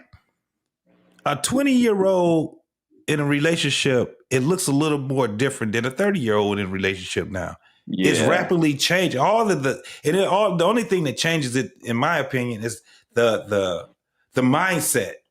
The experience. The experience, all of that. It's like that's what changes the whole, the whole thing. What people believe and all of that shit, bro. But go ahead. Yeah, the thing with in Travis Hunter's situation, right? I think he's going to be a great player. And I believe I don't think they're going to play him both ways, but that's a conversation for another day. Mm-hmm. I think he in a situation where they don't know if he do, they don't know if he doesn't. Mm-hmm. And I tell you why, bro. I don't, the whole him getting married, I don't mind that. The problem is people say that this woman is a hoe because she was on a video a couple of years ago twerking, blah, blah, blah, on a SoundCloud rapper. But what a lot of people don't tell you is that a SoundCloud rapper happened to be her boyfriend back then. You see what I'm saying? Yeah. So she technically was doing stuff with her nigga, right? Right. So, and also this guy, Travis Hunter, again, doing sucker shit. He used to drive home girl to the parties, and then she used to go into the party, and this nigga like an idiot used to be outside and just wait for her. Like I never heard that one before. That was like a new one for me, bro. Yeah. So, and the reason why I say they don't know if it do, they don't know if it doesn't is, let's just say that this girl is for the street, and he didn't marry her. Mm-hmm. The next girl is going to be pretty much the same. Now, and when you are Travis Hunter, bro, and you got that kind of money, that kind of popularity, bro, it's impossible for this man to find a woman that love him for him. Yeah. It's plain and simple. His money is bigger than him, bro. That shit is He's difficult. about to. You see what I'm saying? He's signing his first rookie contract about $45 million. That's just on the field. We didn't even talk about Nike. We didn't talk about Gatorade. We didn't talk about all the sponsorship that come behind it. So we literally talk about $100 million nigga in a 4-year span. Yeah. Do you honestly believe that this man can truly find a woman to like him for him, bro? No, Absolutely that's why. not. No, he's not going to have that. That's why probably his. And it's fucked up to say it, but probably the best decision that he probably made if he was talking about marrying somebody was probably in front of him right now. Because if he gets in the NFL and then he wants to go out there and think that he can go and pick somebody to marry and think that they ain't just marrying his ass for the money, it's not that shit. You can't see that, man. So it's not. And that's what I'm saying. And that's what I'm saying. To me, and that's, you understand what I say. Damn if he do it, damn if he doesn't, right? You understand me, right? Yep. To me, personally, bro, you might hold on. Well, how's that quote, man? It's better knowing. Hold on, damn, I forgot the quote, bro. It's better to know the devil that you know than the devil that you don't know. Did I say that right? I forgot how the quote goes about the devil. Damn, I forgot what I know where you're getting to when it comes down to it. It's kind of, it's better to know. It's kind of like the poison you drink than not to know that you're drinking poison. And it's in that same concept. Yeah. And actually, this whole got a little bit of equity building with him. Yeah. She can technically say, hey, man, I was with you when you was in college, so you cannot be really all your money, even though that he was a millionaire in college already anyway. Yep. It's kind of like Savannah. Let's go back to Savannah for real quick, right? Mm-hmm. Everybody and their mama knew that LeBron James was going to be the number 1 pick on 2003. Everybody knew. LeBron James was in the 9th grade and things was already tanking for this nigga, bro. Oh, yeah. No doubt. You see what I'm saying? 3 years prior, he get in the NBA. You see it? So my point is that at least what Savannah, you know what he say now about Savannah? You know why? Because Savannah got with LeBron in high school. She attached herself into the wave. She was like, you know what? Let me get with this guy. I know where he go. Let me go. Let me jump on his bus. Let me jump on his bus real quick. Yep. This girl she can say the same thing. Hey, man. Yeah, it's not gonna get. Yeah, it's not gonna. The chances of it getting any better than that is nah. I can't see it. People gotta be realistic, man. Like that loving you for you, that applied to us, bro. We are regular people, you know what I mean? Some of us are making 200,000, some of us are making 100,000, some of us making 300,000. You know what I'm saying? Yeah. That's good money for us to live. And yeah, you can find some truly love, bro. We talking about $100 million man walking around. No bitch love this man for him. let's say that away. And you're right, because I don't think people actually understand the magnitude of what you just said, though, because this is the thing. 100,000, 200,000, you know what I'm saying? That's money for a lot of us. Nigga, if you got somebody that was making $70,000 a year and they just hit it for a lick and now they're making $200,000 a year, nigga, that's so much life-changing for them. Yeah. Right. But now imagine 200 million. Yeah. This is different, bro. Man, do you know the different type of, that's so much of a different life. So imagine these women out here that have access to men that have access to money like that. You cannot find a woman that's just going to say, I love you for who you are. She can't even love you for who you are. That's crazy. And I know people in the manosphere and the rap pills, they're going to say, oh my God, yes, you got to put it through to a test to see she love you for you. Don't put her on first class flights. Don't take her to expensive date. I'm like, bro, do you know what the fuck you talking? I'm Travis Hunter, nigga. You think I want to be in the back of the fucking plane? Yeah, all that crazy ass shit you talk. Right, it is what it is. But the thing is that she did catch him where he's a little wet behind the ears. He's green. You know what I'm saying? And which is, damn, that's like, damn, she hit the jackpot. He don't. Yes, but she the did. thing, So the thing is that if he's trying to be on the straight and narrow, he wants to be this clean cut guy, and he wants to go through life that way. Fine, that's good. I hope that they do have a great marriage. I hope it does stay well because they can grow together, right? Because if this don't work, I don't see it getting any better for him. And if he's very successful in his career, they're not going to look at you for who you are, my guy. No, that's not going to happen. Like JT, listen, man, I hang out with a lot of football players, bro. My best friend, his cousin, made it to the NFL, man. He was a first round pick, number 7 out of the University of Miami, son, right? Mm-hmm. And this is back in around. I mean, he's a little bit older than us. He's about 4 or 5 years older than us. So when I was 18, he was around 23. I mean, me and my boy, we are the same age. We went to high school. But his cousin, the one that went to the NFL, was like older than us, right? Mm-hmm. This is the years. This is when they were throwing real money at first rounder. Like they were throwing them the low. Like Jamarcus Russell, he got like a $60 million check at once.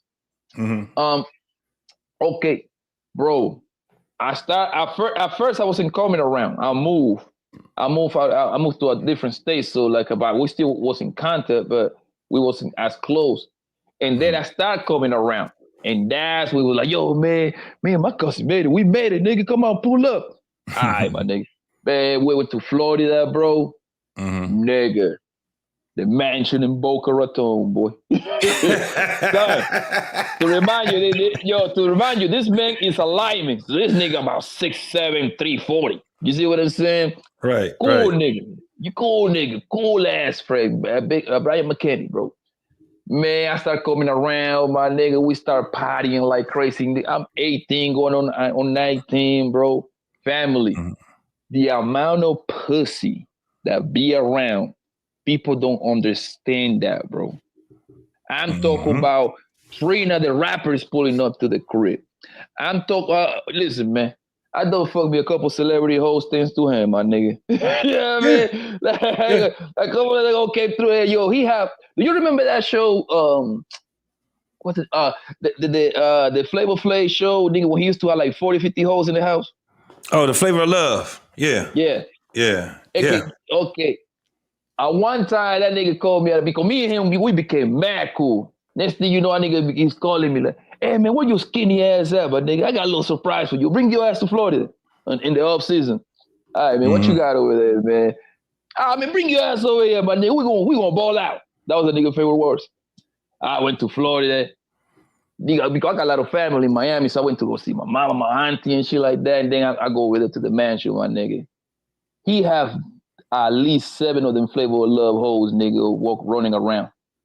Damn. Boy, nigga, we stretched them hoes out, nigga, for that weekend. That nigga, yo. Then again, do you remember that show, I Love Ray J? Yeah, The Love for Ray J. Yeah.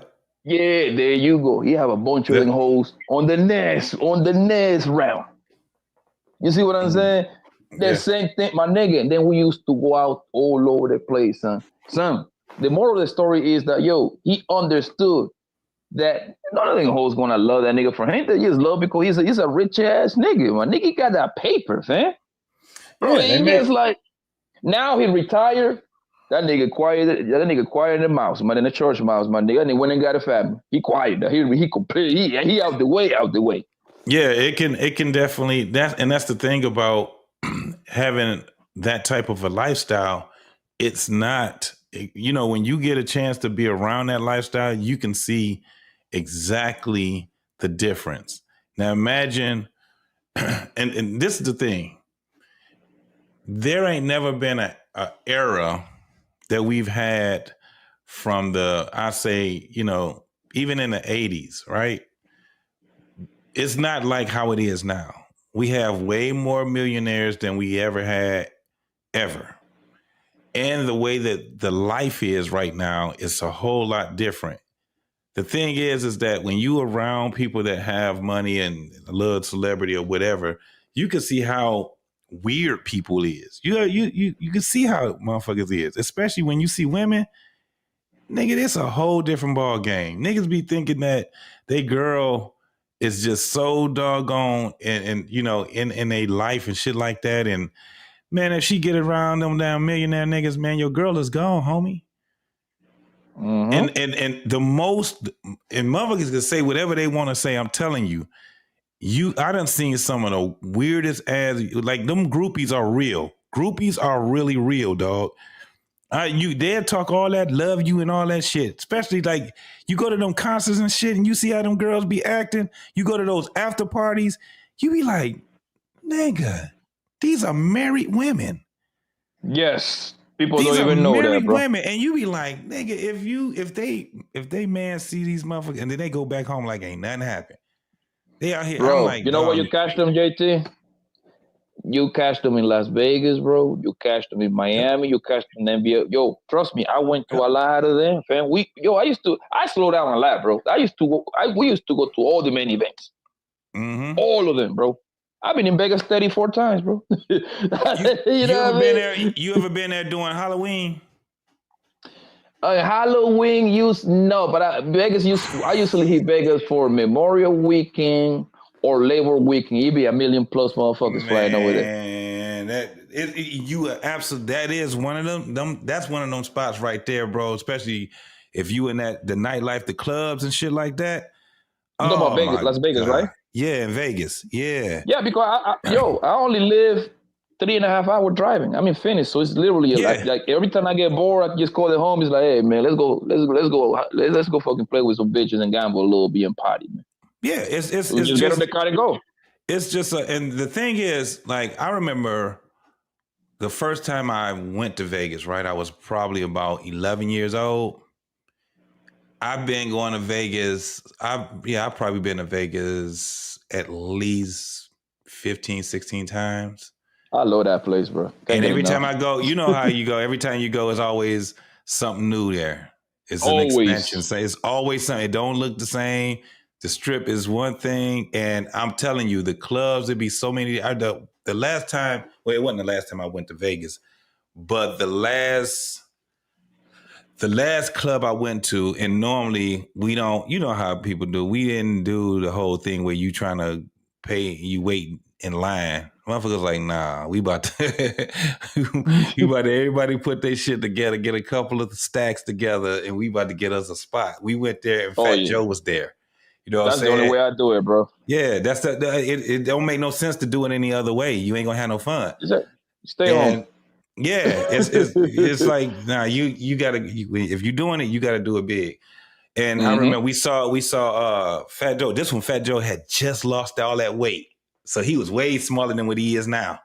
This is when he first lost his weight. You talk about Dre's then. That sounds like Dre's or Cosmo. You got to be Dre's. It was one of them. We went to a couple of them. We were there, how long we were there? I think we was there for like 4 or 5 days. I know one of them was the Opal. I can't remember what hotel it was in. That's it. That's the Bellagio. Bellagio, yep. And then it was another one we went. I know we went to one. It was on top of it was on top of the hotel. It was outside on the roof part of the hotel. That's the Hotel Cosmopolitan. I know exactly what you're talking about. Yeah, it was just, it's a weird, when you see it, they weird people. You like, shit, especially if they girls' nights and the girls' weekend and shit like that. You be like, these are married women. This shit is crazy. Half of them, bro. Yeah, it's so the other one gonna live with the baby, bro. Son, I'm telling you, girls' trip JT, shit is. Oh my God, JT, listen, JT, I own everything I love for my kids, bro. If I bring me and a couple of my partners over here and we start talking about all the crazy shit we have done, I promise you and whoever listens to this, you're gonna call us liars, my nigga. I swear, because it's gonna sound like a movie, bro. It's gonna sound like a movie, son. I'm telling you, like when me and my partners used to hit the road, son, we used to come across married bitches, bro. Bitches that live with a baby daddy, son. They sucking and fucking like it ain't nothing, my nigga. Yo, guess what? They're single friends. They encourage their bros that are married or live with a boyfriend. Girl, He can, Marcus, he cannot see that far. You don't know what he's doing right now, Annie. You don't know what he's doing right now. Have your fun, girl. I'm like, yo, this bitch is fucking crazy. That's what people used to roast me. They used to say that I'm insecure. I'm like, yo, fam, if your girl tell you she going to a girl's trip, my nigga, when she come back home, nigga, you should have her shit outside, fam. Yeah, that ain't just your break bitch no up more, with her. brother. Yeah, that ain't your bitch, my nigga. You don't even have to stop her from going. See if she even gonna go, because by she even acknowledge the going part, yo, that's a disrespect right there. Mm-hmm. If she go through with the trip, fam, bro, it's so much wild. Yo, if he wasn't us, yo, they just giving it up, my nigga. Yeah, that girl's man, the devil, bro. It's not good. They can say whatever they want to say. I'm just going with the girls. I know what the fuck is there. Right. You're it's insecure. crazy. if you let your girl go once, you might survive it. Like once they can be able to kind of like control the hormones and shit like that. Well, I'm a man, I got my man at home, you know what I mean? Yo, but you've been with your girl for 7 years, and she went to 3 girls trip. She got buzzed down in one of them 3, bro. In one of the 3. Ruin you. It'll ruin you. It'll definitely ruin you, man. Most definitely. All right, Poppy, man. I'm about to get up out of here, brother. I really appreciate you, my guy. Anytime, family. Yeah, man. Yeah. I'm doing this. I'm about to start doing this every Tuesday, man. I mean, every Wednesday. I'm tripping. Every Wednesday, I'm gonna be up here doing this. I got time to pull up, family. Most definitely. I'll be seeing you Hey, on the take care, other boss. hookups. Most definitely, man. Yes, sir. You too, brother. Most definitely. All right.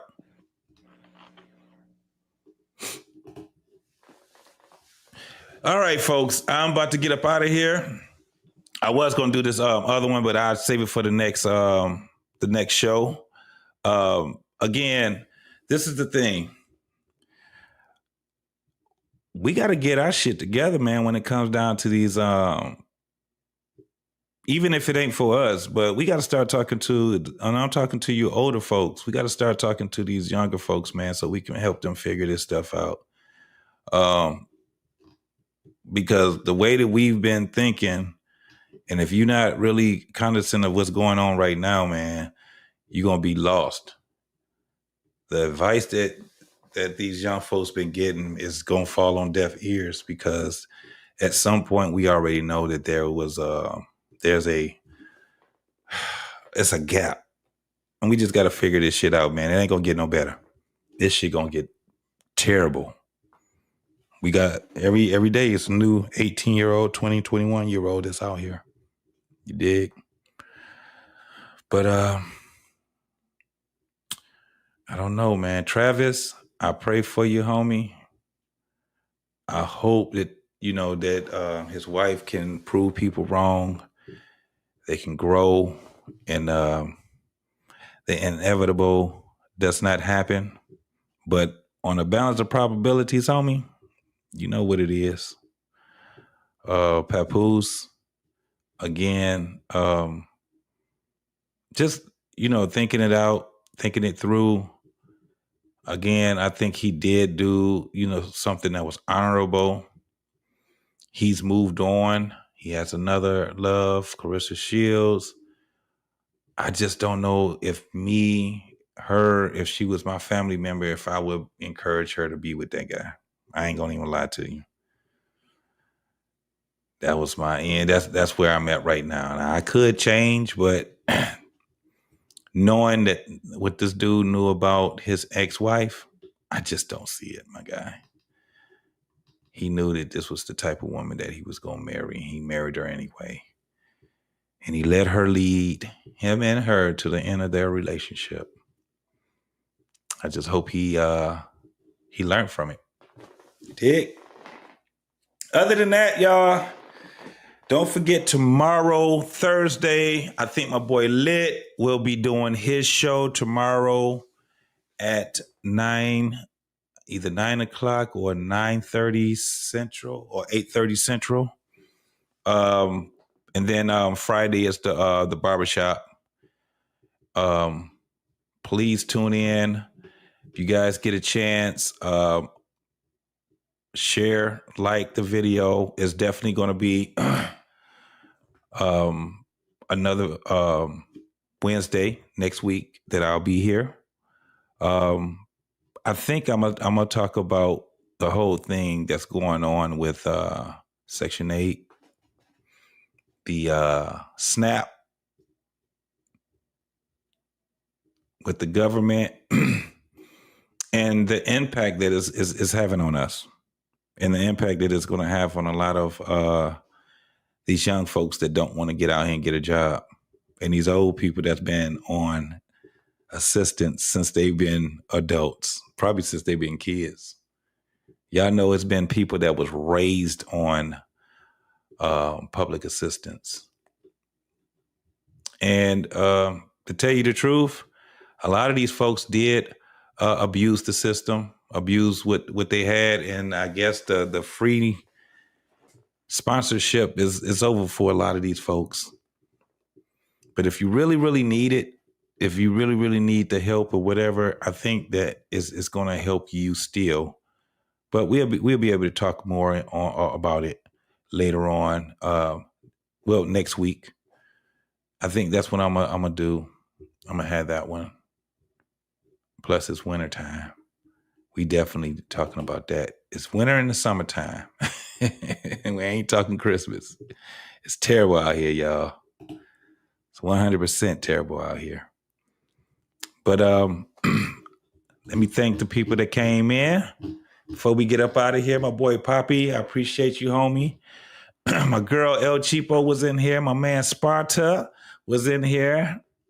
My man, that was Peter. JC, thank you for coming through, man. El Cheapo, you know, as always, real. Lady Navoa, really appreciate you. Finesse Vision, thank you for coming through. Champ Talk Reactions, that's my homeboy Frank. What's happening now? Braxton. And we had a couple other people. My man BMU stopped by for a minute, came in, and I think it's 7 Ann. Is that how you pronounce it? Or is it San? But I appreciate you for coming through. And everyone else that came through. I'm about to get myself up out of here, people. I appreciate everybody. And we out.